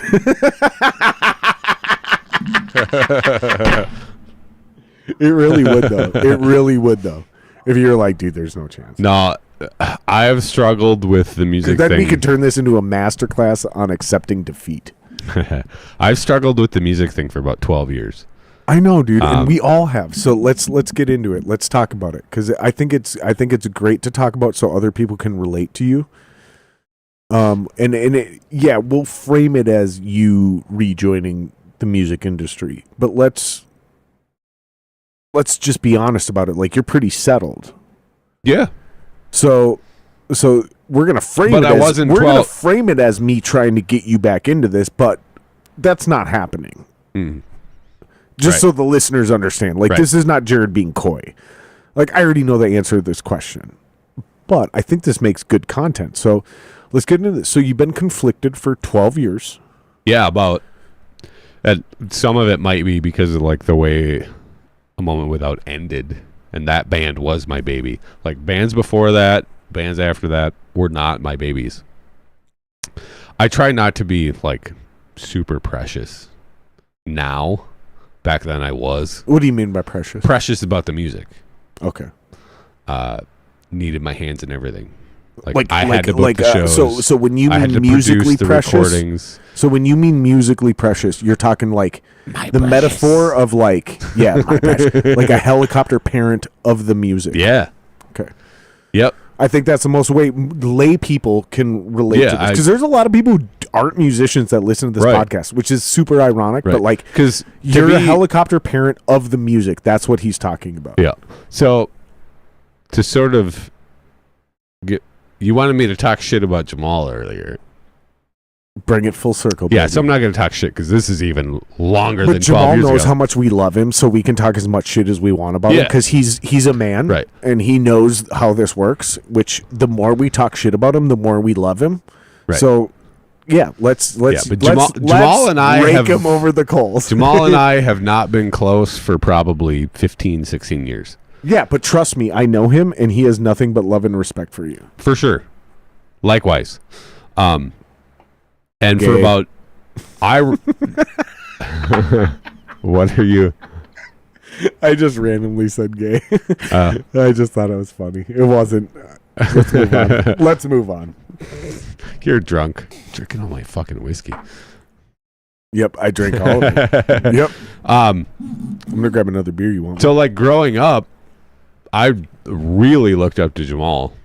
He was like the older guy that was in the cool band, knew all the cool people. So when I joined Osteria, it was like hanging out with my favorite people.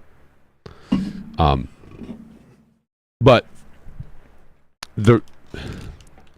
so my musical tastes were shifting in Osteria, clearly, because Osteria, A Moment Without, not even close to the same genre of music.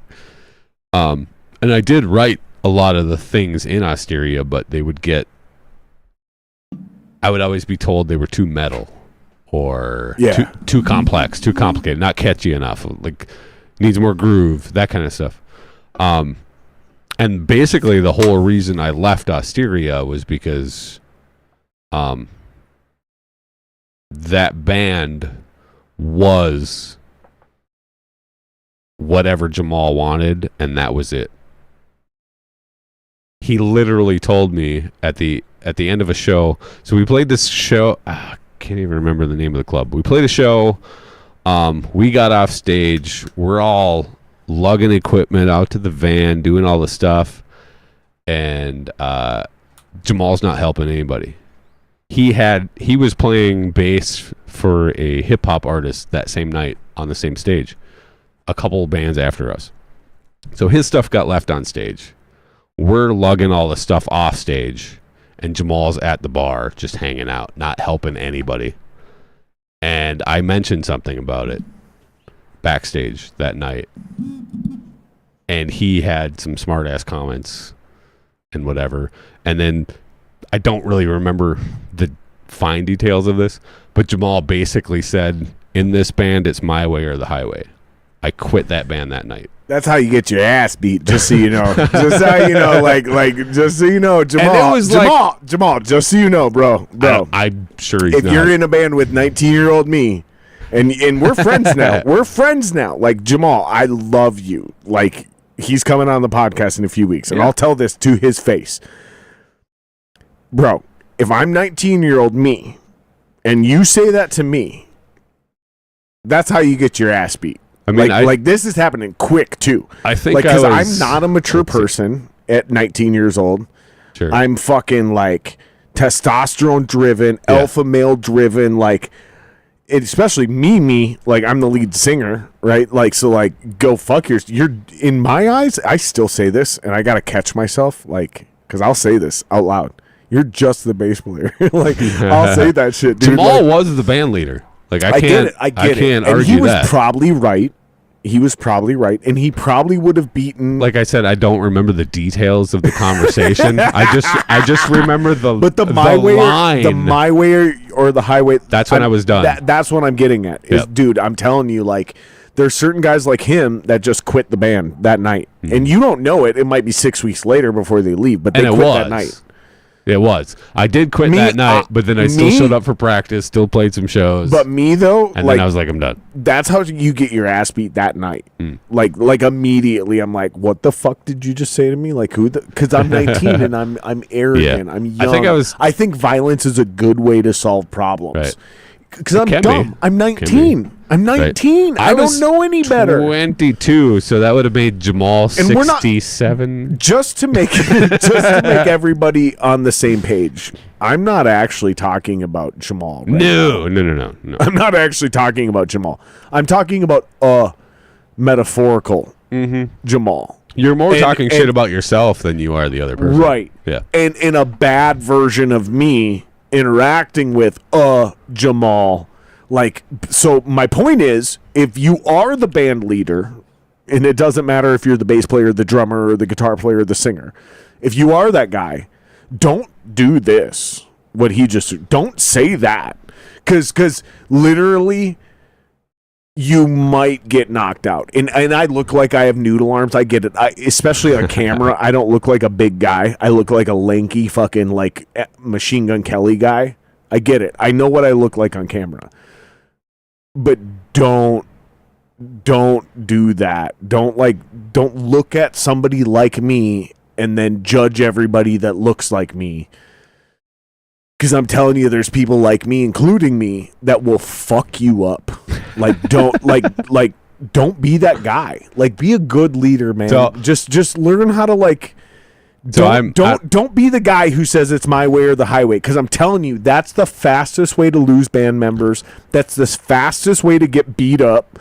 Like that's the fastest way to cause insane levels of drama. Really is that's the moral of my story. Take over and continue. Yep. But I just really wanted to. So that was the middle part of my story. That's the middle of the beginning of the end. The beginning of the story was how I took the music too precious, and then I got into why I left Osteria. After that is I became that guy in a moment without. You became Jamal. Yeah, that was my band. Now that was my baby. This. It was my way, or you're fucking out. Did that work out for you in either version of that scenario? Because that's what I'm really talking about. Right.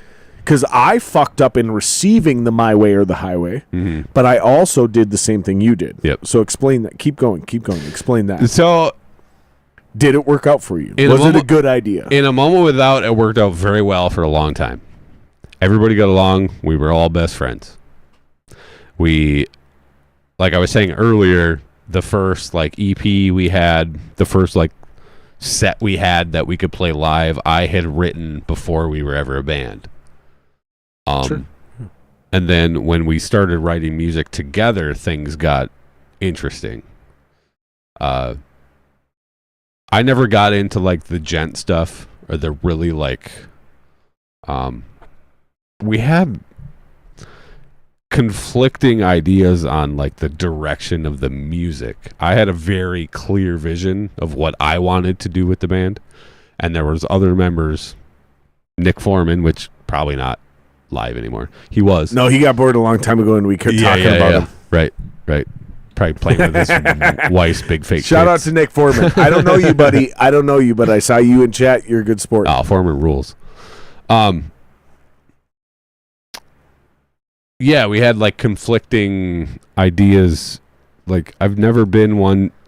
I think we all latch on to a certain style of music at a certain point in our lives, and we stick with that. We might elaborate a little bit. Some of us. Yeah. And Yeah. then there's all I know what these, you're talking about. And then there's all these trends that come after that. And if you're in a band with someone else that latches on to one of those trends, you're going to conflict with each other. Foreman and I Keep did going, that. but remind me to come back to the Steve. Remind me to come back to what he just said. Okay? Whatever you got to do, take a mental note of this moment. Keep going. Yeah, so Foreman and I would conflict on like general styles of songwriting and things of like style, like genre, style of music. All the shit he wrote was awesome. Great guitar player. He was one of those guys that naturally had like the ear and the fingers to shred and play really interesting, weird things. But he couldn't piece songs together. Like if I had a section in a song that needed a solo and I told him to write a solo for it, it would blow your mind. Blow my dick off. That's actually the words I was going to say. I saw it in your mouth, Yeah. and then I finished it. for you. I saw it in your mouth earlier.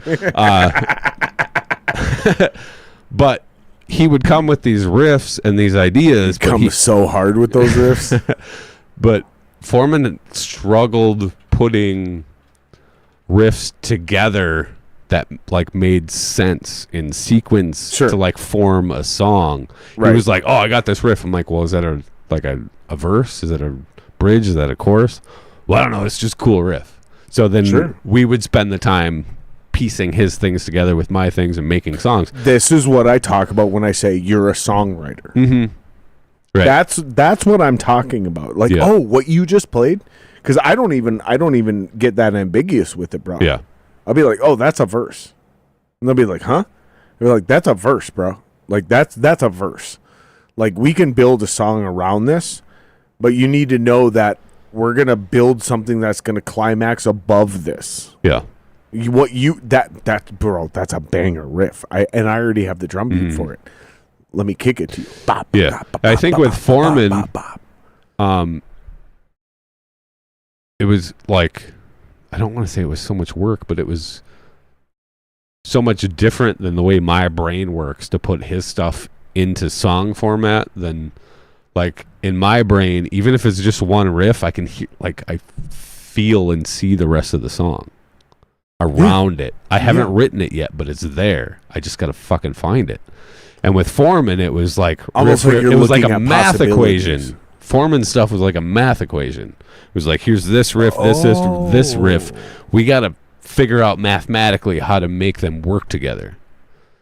And that was So never... you might to break this down, and so you might go, hey, this riff and this riff work together if you take riff A and go up a half a step. Sure. Yeah. But like you didn't realize you wrote these two separate riffs in separate keys. Mm-hmm. Because you're just right in you're different just, time you're just signatures. yeah, and right, different, right. Yeah. But bro, hold on, slow down. Let's press fucking pause, dude. Mm-hmm. Take that riff A, Let's drop that down a half a step or even a whole step or 2 steps or whatever the fuck. It doesn't matter. Right. And then let's take this other thing you did where you wrote it in 7/8. Let's actually do it in 3/4, which to most people is the same thing, but it's not. Because 3/4 is 6/8. 7/8 Right. is a different thing. But a lot of people they go, it's the same thing. Okay, cool. It doesn't matter. They feel Bro, different. do your music math. I'm done telling people how it actually works. The only thing that matters is that you understand what you're talking about with the guy you're doing it with. You have your love language with the musicians There you go. play There with. you go, bro. Oh, bro, yeah. Oh, yeah. Oh, bro, man, chicks are awesome, right? Like, bro, don't. Isn't it cool how they like invent shit that makes sense to us in analogies, like love language? Like, fuck off. And then all of a sudden you're like, oh wait, no, that makes sense because I talk to this musician different than I talk to this musician. Like, oh fuck, love language is real. Yeah. Like, oh shit, man, chicks are smart. Like, right? Like, chicks are awesome, dude. Like, they do dope shit. But that's what we're basically boiling down to. Oh, it's 2 measures of 6/8 and then 1 measure of 7/8, right? Because we're putting a hiccup in there, and none of this matters. The only thing matters is that the two of you are thinking and counting and describing things on the same page, right? I might say hiccup, which to you is a and of one. An but extra beat or whatever. Right, yeah. right? Like, oh, that's an and of. Right. Okay, so 1 e and a 2 e and of 3, 4. Cool. We're speaking the same language. Okay, so when you say hiccup, you mean like, oh, we're coming like, oh, because I'm playing the riff like, oh, Yep. that's why you keep saying hiccup. Oh, Right. now I get it. Right. Because I'm da da da da da da da da. Oh, fuck, bro. That's why you keep saying hiccup. Oh, shit. Now it makes sense. That's the beauty of music to me, Yep. man.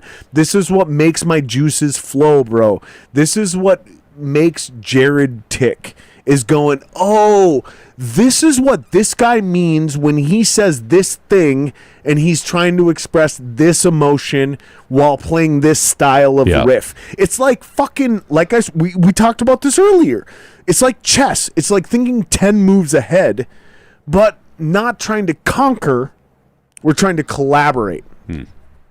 Right. This matters so much when creating a great band or creating great music. Yep. Do you agree with I that? do. That And analogy? Because like to get I'm back not trying to that, prove that I'm right. when I'm I just trying was- to get on this page of like Yeah. how we describe things and how we do things as musicians, which is so Right. liquid and not fucking, it's not mathematical, even though we're Right. dealing with frequencies and we're dealing with math and we're dealing with timing. Like Yep. so much of it is like cooking. It's like food. It's like, bro, when I say give me more savory, that means add more garlic. What the fuck does that mean when we're talking about music? But bro, you know what I mean when I Right. say make it savory. You know that Yeah. means to go. We're not just saying bop bop bop bop bop. You're saying bop bop bop bop bop bop bop bop. Like Right. we're, Yep. and it doesn't matter if it's the right. The only thing that matters is if I understand what the fuck you're describing. Correct. And we make a banger ass Yep. track. I think It's what my I was favorite thing about music. What I was getting to with the Me a Moment Without Foreman deal with where like taking the music too precious was that I was not good at that in that band. Like there were songs that we wrote and played as a band that I listen to them now and I can appreciate them, but at the time I was like, fuck this song. But it was only because I didn't write it. And that's like, it took me a long time to realize that because I listen to it now. I'm like, fucking great song.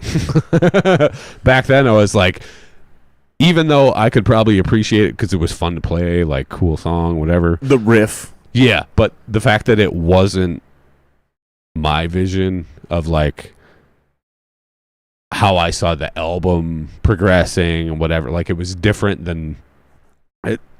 I don't know how to explain it, but I think I've come to terms with like I was kind of a fucking asshole back then, and I like wasn't for whatever I reason. resonate with that, dude. I understand what that feels like, dude. Keep going. Yeah. I genuinely understand what that feels like, though. Yeah. It's a weird thing to, and maybe it's just because that band ended so fucking abruptly. Like we started at a higher level than most bands get to, just because I think like love it, hate it, whatever, Osteria had a name in the scene at the time. And when I left, people were like, holy shit. And then the other guitar player left, and then they changed their name. And then I was trying to poach people from other bands, and then this new band came out. And our first show had, oh God, what was it? Niobium, Dying Euphoria. Like, it was a big bill. Yeah, I remember this bill. Our very first show, and we didn't even open. So, and then within a couple years. I remember that bill. Right. Within a couple years, we're opening for, like, national bands that I had the posters for with minimal effort.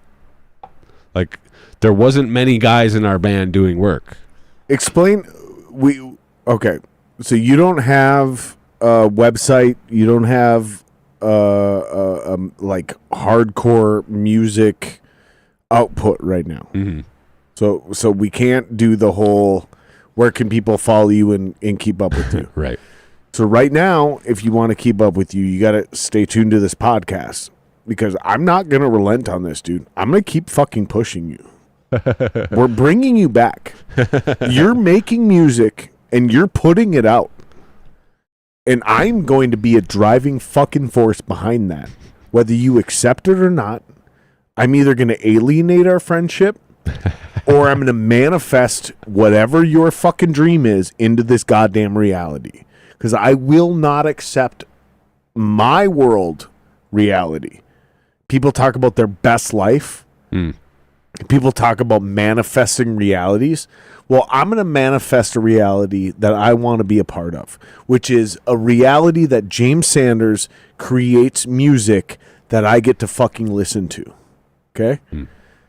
I'm not going to accept reality, or I'm not going to go to sleep. I'm not going to close down and focus on a reality that I live in that James Sanders doesn't create music. Well, this is going to happen one way or another. You don't have a website for people to follow right now. No. You don't have a fucking Facebook for people to follow right now. You don't have a Twitter for people. But I want people to fucking legitimately subscribe to this podcast because I'm going to start having you on twice a year, once every 6 months. Mm-hmm. And we are going to slowly progress to a stage where you comfortably, without alienating your life, your lifestyle, your family, any of that. Mm-hmm. We're going to fit this in there like a pair of pocket aces. And you're going to release music. And whether I'm drumming on it, playing guitar on it, doing backing vocals on it, or all I'm doing is hooking you up with a producer, one way or another, you're fucking making music and it's going out into the world. And just so you know, I know jiu-jitsu. And if you don't follow this, if you don't fulfill this, I can and I will murder you with my bare hands. This is not an option. This is not a request. This needs to happen, and I'll tell you why. Because the world is a better place when James Sanders is making music in it. And I will not accept any other version of reality than that. I'm not asking you to accept a challenge. I'm threatening your life.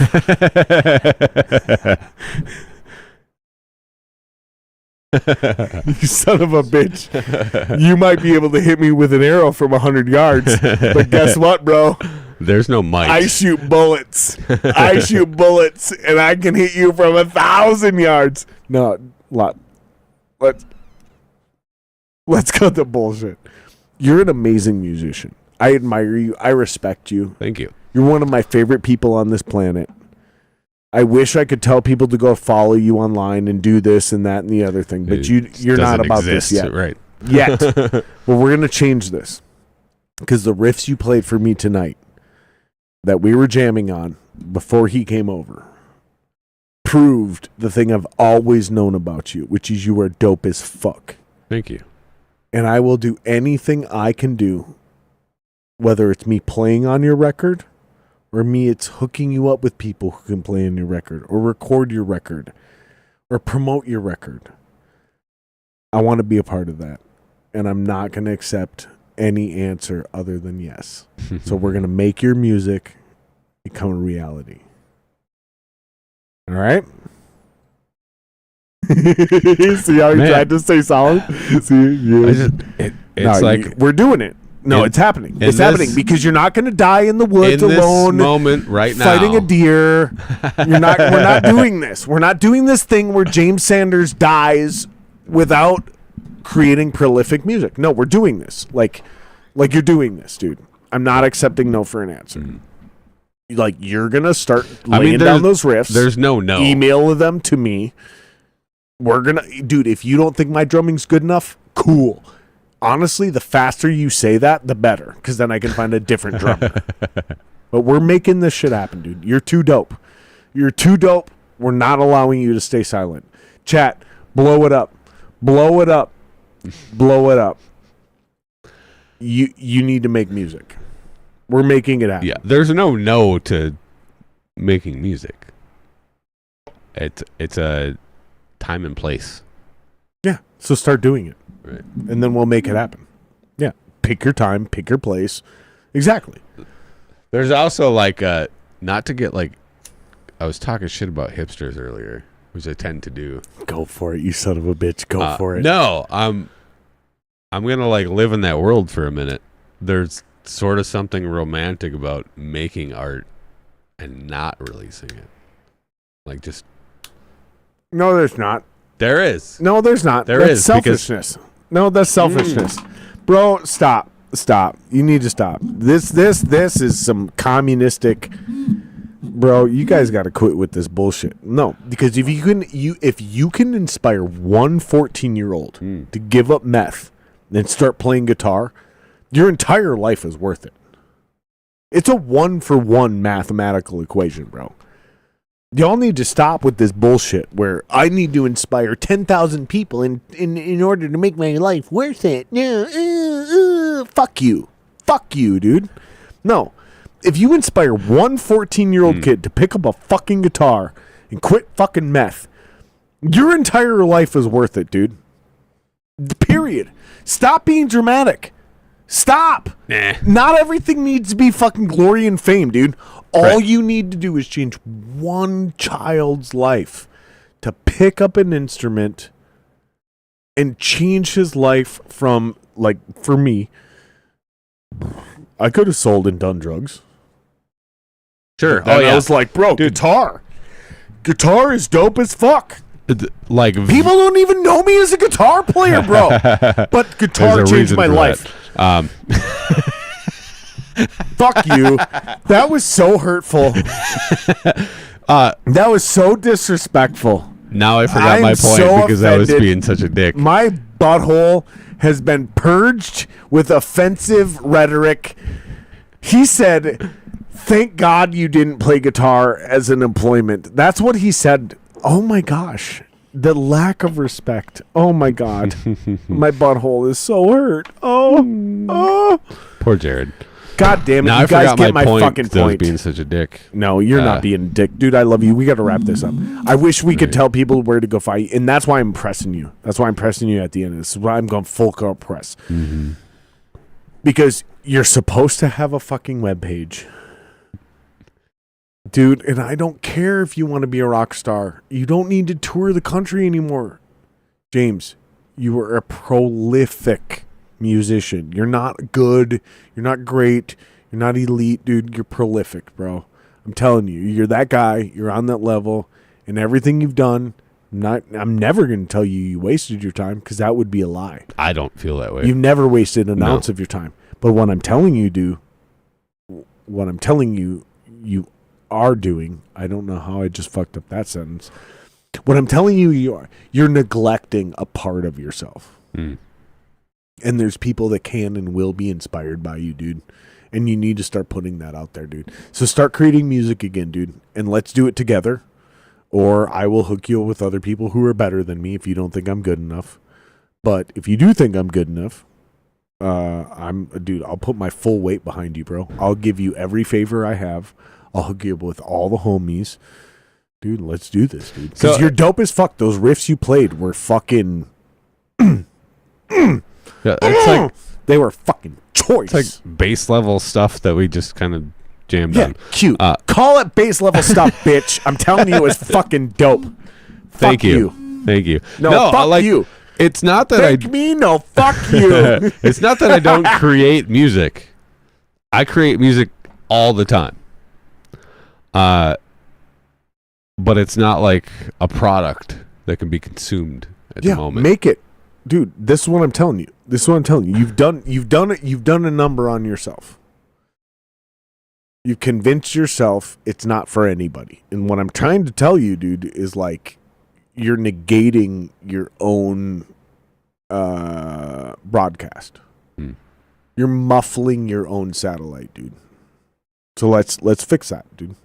You don't have to sacrifice anything you're doing. Let's take everything you're currently doing and let's just focus it. So when you do a riff, send it to me. Let's just start making music, dude. I challenge you. I dare you. He's laughing at me. He's like, I would kill this guy in the wild. All right, we got to wrap this up, chat. It's 9:30. I love you guys. Shout out to Steve. Everybody give love to Steve in the chat. Steve made the podcast. I mean, seriously, having a producer is... Hell yeah. Find me on MySpace and Friendster. Where can people do that? Where can people find you on MySpace and Friendster, James? I think I've posted a thing on Instagram about 2.5 years ago. Don't even try, Steve. Just... oh, my God. What's he doing? I think... Okay, so when we do this in the future, we're going to start registering domain names. We're going to do that. So here's what's going to happen. Have to buy it from you for like $500,000. No, I'll buy it and give it to you. That's what's going to happen. When we do this, I did this for one person on the podcast, and it pissed me off because he came up with the most genius idea. I was like, we're going to do this. And we bought we did this exact thing, and we bought that, and we gave it to him. That's funny. And he did nothing with it. Yep. Not a goddamn thing. And it was the most disappointing thing I've ever experienced in my entire life. But no, dude, we're going to do it, dude, because I think you're fucking awesome, and I will not accept the fact that there's any possibility of the world that I fucking live in where you don't create music and people can't listen to it, dude. So, we're either going to do this together or I'm going to start hooking you up with other people, dude. Either way, I love you guys so much. He doesn't have anywhere you can follow him because he's a fucking loser. Yeah, I mean, you can see pictures of my cats and my baby. Fucking loser. But we're going to turn James into a winner. This is so corny. This is so cringe. But at the end of the day, I'm actually being super serious. Like, this is a dope-ass dude. And we got to get him into a position where he can do everything he wants to do in his personal life and still make money doing some dope-ass shit on the side. So, we're going to get you set up. We're going to fucking make some music. We're going to do this, dude. And if we're lucky, as a scene, we get to see you perform live. That's my challenge. Do you accept that challenge, sir?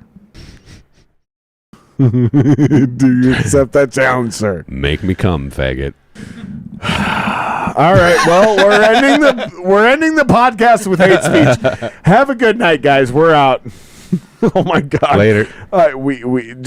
Steve, just end it. Just hit exit. Jesus Christ. That was